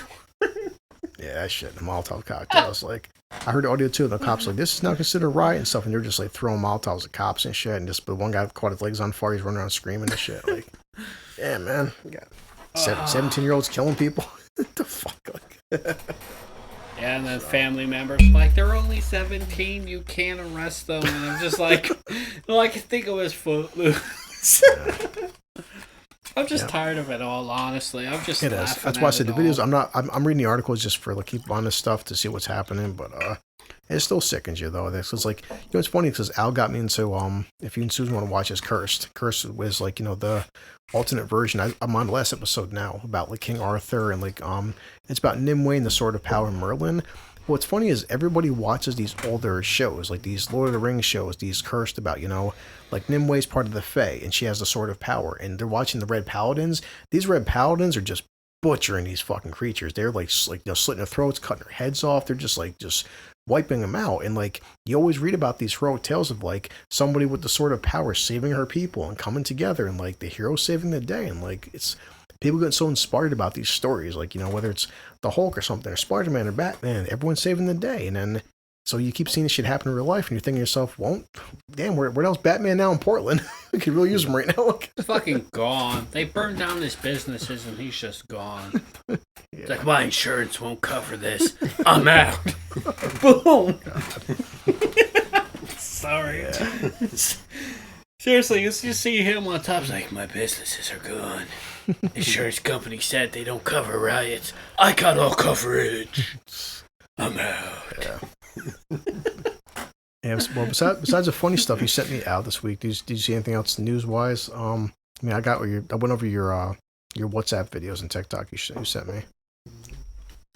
Yeah, usually when I see something that I think is either funny or newsworthy, I send it right away. Yeah. So, Susan's back to work right now, and let's see, Junior and Jen are just doing whatever. So. Yes, she's back to work with safety precautions. Yeah. Extra safety precautions. Yeah, tomorrow's Labor Day, another holiday that we're working and I'm working and just gonna make some holiday money. So I'm gonna destroy people with Miss Marvel. With her, I still gotta go get my goddamn Xbox out of storage. I want to play this game so bad. What are you doing here? It's fun. The heck? I play Miss Marvel. I make some very offensive jokes while crushing people. Wow. I'm surprised you came down here. With her embiggen ability, and I just stomp on people's skulls, and I'm like, yeah, seems about right. A small white furry animal. Yes. What are you doing here? Sir Underbite is here. He's never come down here before. Shit. Because that Underbite is nasty. Yep. Kill him. Yes. You can try. So far, Ellie and Al, he's never growled. Look at that. She didn't want to what the fuck? You little traitor! Son of a bitch, jumped on Al. You might stink, Al. Be careful. Gotta give him a bath. Uh-oh. Wow. Sue, you just lost your friend. Goddamn traitorous dog. It's okay, he slept with me earlier. Come on, boo-boo. Well, sleep with dogs. That sound. I mean, Mark slept with cats, so.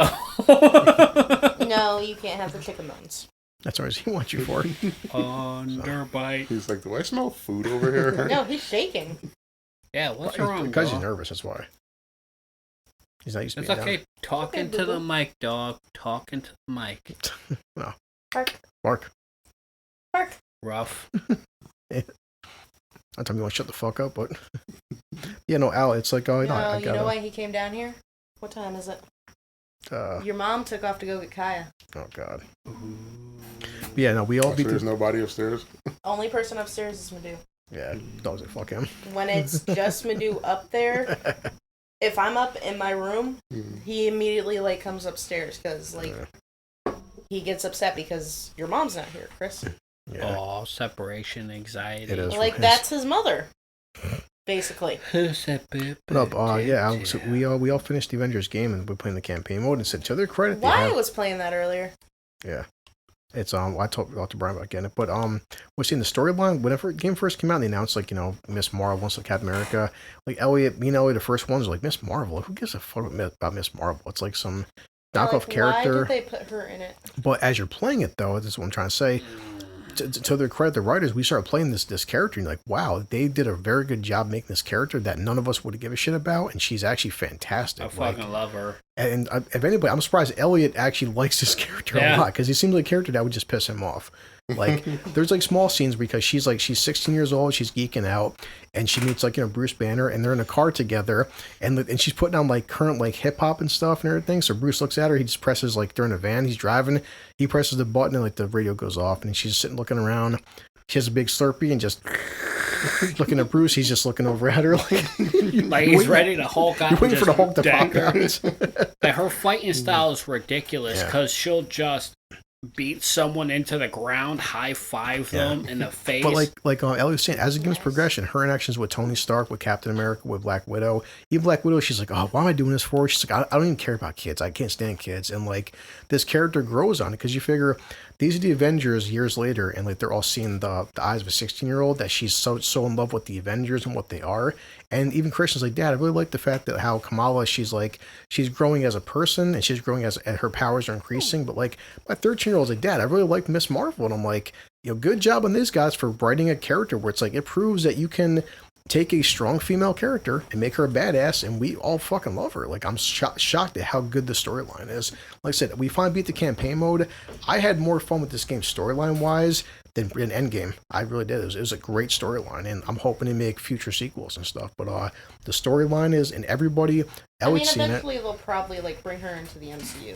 Well, I guess they... Sure it is in the comics. Well, she's supposed to be No, I know she's in the comics. I mean, like, the Marvel Cinematic Universe. Oh, already a real-life show in the works. Yeah, they said they're making Disney Plus show of her. Okay. So. Like how they're doing listen, but she just said she has, for a character that none of us give a shit about, I'm surprised by like how much I actually like this character. So it's like good job on these guys for making this game. Like, I'm shocked. Well, because her origin stories was, since she's like the female version of Mr. Fantastic, she morphed herself to look like Captain Marvel. Yeah. But she's not, so she just calls herself Miss Marvel. So probably people think Miss Marvel's Captain Marvel before she came a captain. Well, Captain Marvel, before she was known as Captain Marvel, she was known as Miss Marvel. Yeah, exactly. So that's where the confusion. And she wasn't the first Marvel because there was Marvel. Yeah. So which in the comics was a dude. Not So it's confusing because. So. Then there's like Rogue almost killed 2 hours. Alchemy late. Makes Rogue completely fucking awesome. Before we move on, I don't know if you guys been reading about last topic I'll cover is that with the whole Chadwick thing, him dying, a lot of rumors about what's going to happen. A lot of fans want. I honestly believe they should make Shuri Black Panther. That's what I was to say. I'm not sure how much you were into it hourly, Elliot, but a lot of fans want Shuri to be the new Black Panther, and I'm like, instead of recasting Chadwick, and I'm like, I could dig it.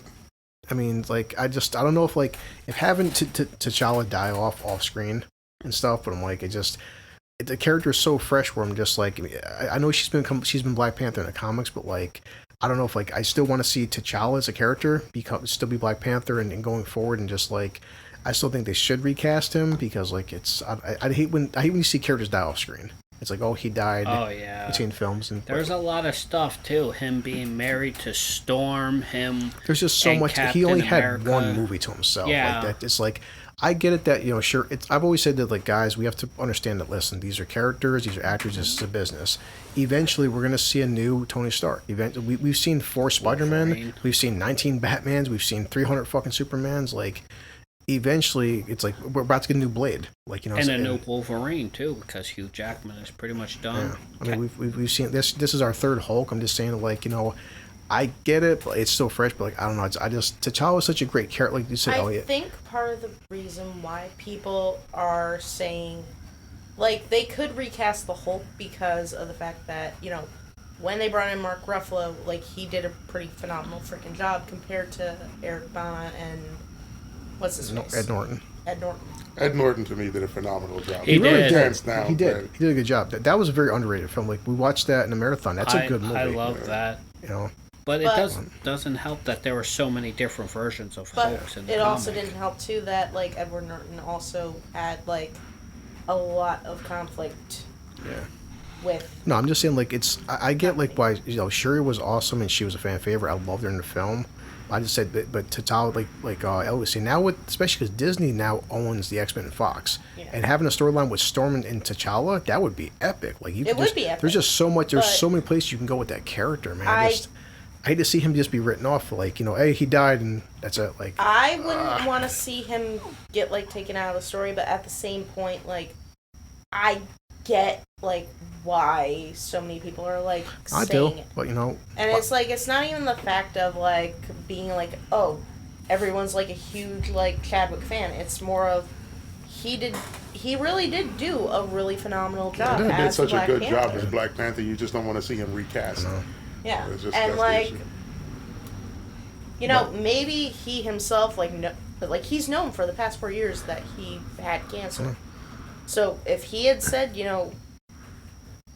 I'm probably going to die before, like, I've lived out, like, doing this character, go ahead and recast me, or he probably thought he could kick cancer's ass. No, actually, in the past week, I've been reading a lot of articles. He did come out and say that he felt that he could beat this, and he did try to beat this. And that's also probably why a lot of it was so private for, because he didn't want to I never knew the guy, but, like, I can only assume that, like, he felt that I don't want a pity party. I don't want people to feel sorry for me, and I'm going to beat this shit. And it was confirmed that he did tell family and friends that he felt confident that he would win against this. And, kudos for that's why he wasn't, slowing down. He kept going, trying. He said, I'm going to beat this shit. And a lot of times that attitude does get people through it. A lot of people have beaten cancer with that, like, I'm not losing to this shit. The fact that he, lasted 4 years after being diagnosed, like, that says a lot about him. He did do 4 movies, though. That too. Civil War, Black Panther, Infinity War, and on top of Endgame. other movies as well. Yeah, he did, like, 12 movies total. Yeah. And that's insane. I haven't listened to it before. I worked Joe Rogan. There's a clip on YouTube where someone's talking to Joe Rogan on serious about that, and Joe started tearing up. He goes, he met Chadwick a couple times, and he goes, Joe Rogan put it on his Instagram like 3 days ago. He goes, he showed the part in a dojo where Chadwick was training, because in Black Panther there was fight scenes, and they were showing him different like karate and African fighting styles, and Joe was like, he did all this shit while having cancer. Yeah. He was training martial arts and training to be Black Panther while he had cancer. Like, that's holy fuck, man. Like, that dude's drive was just like, and what make everybody, the whole internet tear up, is that they show so many kids the past 2 years. He was constantly stopping at children's hospitals. He was talking and signing autographs and hanging out with kids who had cancer. Yeah. And no one knew he had this shit. And, like, so he's helping kids and with kids while having cancer himself. Like, fuck, well, man. I think, like that's well, that's the thing. Every single person who, like, I follow, at least on Facebook, and, like, I'm sure you probably follow as well, everything they say about him, no one's had, like, a negative, like, opinion of him.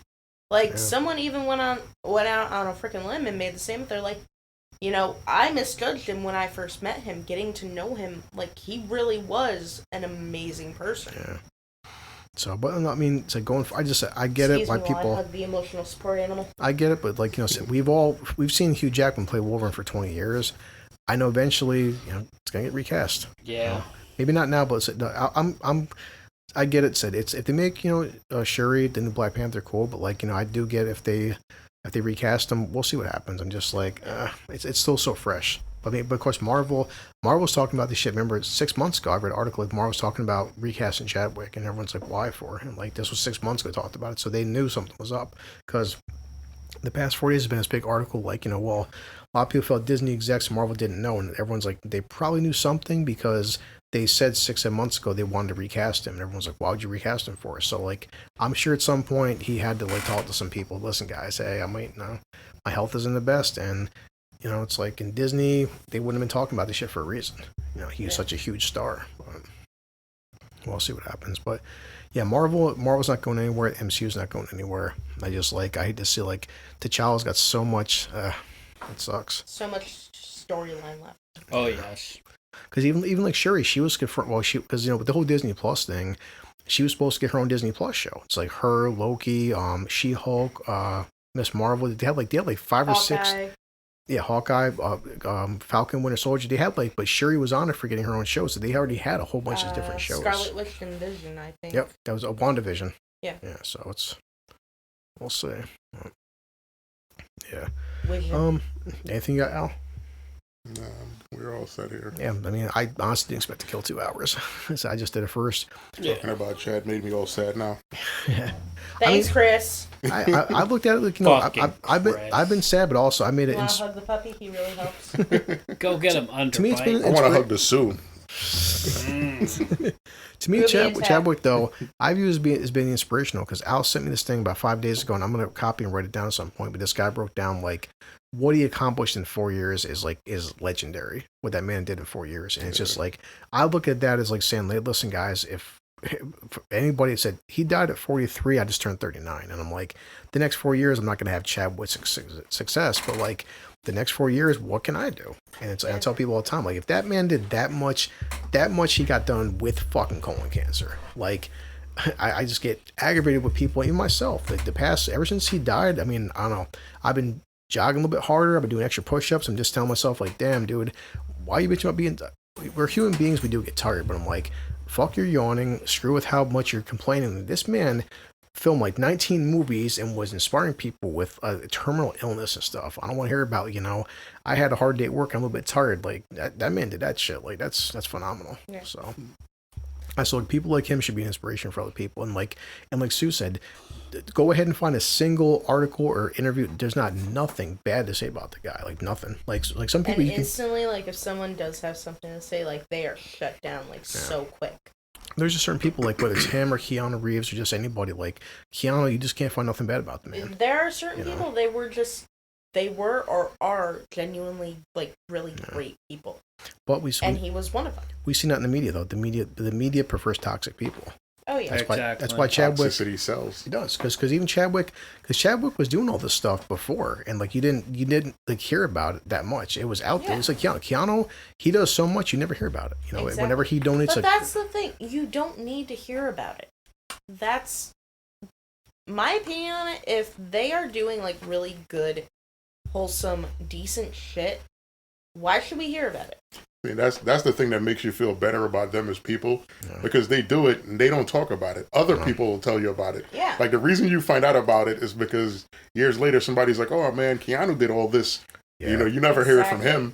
He's not going around. He's not doing it for the clout or for the recognition. Yeah, that's what Chadwick was the stuff that he's doing. But it's to me, it kind of it sucks though, the fact that all this stuff gets swept under the rug for all the more toxic shit. And, this man's out there doing the God's work and stuff, and it takes his death for everyone to finally talk about it. Why aren't you guys talking about this shit while he was alive, man? It's. But another thing too, something that there were fans on there, and they're oh my god, I can't believe none of us knew he had cancer, and it's we didn't need to know he had cancer. Yes, it's sad. You would have treated him differently. It's really sad that he passed away. You said one. Bye, boo-boo. But all I was saying, because this has been, especially the past couple of days, when I always say, when you talk shit about people, do a little bit of research and be careful who you're talking shit about. If someone's an asshole to you, by all means, be an asshole back. I'm not a fan of just getting bullied. But with Chadwick, a lot of people man, when he first came out, it was months ago when he looked sick and stuff, and he was sick. But people there's so many journalists were talking shit about him. Now, boy, I tell you one thing: the past 2 weeks or 10 days, if you said a single bad thing about him, your career is fucking done. Because they were just tearing, they were making jokes. One, I don't know what reporter it was, but shit, they're calling him crackhead panther or something, or look how fucking horrible he looks. This guy's a meth head, blah blah. All these different articles by journalists, and yeah, guys, say goodbye to your fucking job. Oh yeah, exactly. And I even said when I seen the pictures of him, I was he's probably preparing for a movie role. That's what I said, because you can't shit on man's appearance, because Christian Bale does it all the fucking time. Oh yeah, Christian Bale goes from. He is a huge method actor. I mean, yeah, and it's and Chadwick, when I first seen pictures, I'm he's probably preparing for a role. That's all it is. You don't sit there and call the guy a meth head or something. Fuck you. They did the same with Hugh Jackman for Logan. Yeah. So it's before you talk shit about celebrities you don't know about, they could be going through something. They could be sick, or they could have stage 4 colon cancer. That's why their health isn't best for us. So don't sit there and shit on them because now that he's died, yeah, your career is fucking gone, buddy. So, but all right, get your goodbyes, Elliot. Play video games and Scarlett Johansson. I'll always remember you from her. Oh yeah, Moaning in my ears like that. she was a computer voice. Johansson. All right, anything, Sue? You done petting a dog? Ruby and I are leaving. Really, Good night, everyone. Girl's name he's He basically a is girl. Ruby the demon dog. is Underbite the Underbiter. Want to do your spiel, Al? Especially because you give me that the Garbage Man story was awesome. That made story was awesome. that made my day. I watched that video like 6 times. I was like, this is what it's all about. Yeah. Americans for Americans, as opposed to being at everybody's throats. Exactly. Yep. But you know my spiel. Take care of the people that take care of you. Protect your neighborhood. Protect your neighbors. Donate to the things that could help make everybody's life better. Yeah. Donate to the schools, the libraries, hospitals, fire departments, police stations. Look out for one another. Love one another. Care for one another. Yeah. So, my spiel as always, guys, is, my thing. I just say that, nobody here, especially we're all 4 of us are working, so we got our money. We don't need yours. And, boy, I just keep, reading about more and more terrible things with people still with COVID going out of work. And, damn, more places are burning down. More businesses are out permanently. So it sucks. And just, I'm tired of reading about it. So, who knows if people will hear this, when they'll hear this, but like, all I can say is that it may sound funny and it may suck, but like, look, all 4 of us, we get out of work, we go home. I'm just like, I don't even want to go out to dinner anymore. I don't want to go see it unless it's driving, because as of right now, no one's burning down drive-ins. But like, I keep reading about stuff every day, and all I can tell you is that I get why you guys want to do what you're doing, and I get even the protests, but like, I just advise you guys just go home and stay safe, because at this point, unless you're out there Walmart or Target and you're buying essentials and stuff, just go home, because like, it seems like it's getting more dangerous by the fucking day, and it's happening like peaceful or not, it doesn't matter. These people don't care. We're seeing it. They're I get the causes, whether it's BLM or anybody, and like, all it takes is 5 people who aren't BLM to wear a t-shirt and throw a Molotov at a cop car or something. So it doesn't seem like it's getting better anytime soon. So it sucks to have to want to live like that, but I do it. I leave work, I hit the gym real quick, come home, and I play Xbox. And so far I feel this is as safe as it's gonna get. But it's September. We'll see how this month goes. I'm sure we're gonna keep reading about more rioting, more looting, more fucking deaths. And all you can do is just watch your own neighborhood, watch your own, and just I guess just like stay safe. So that's all I got. I'm out.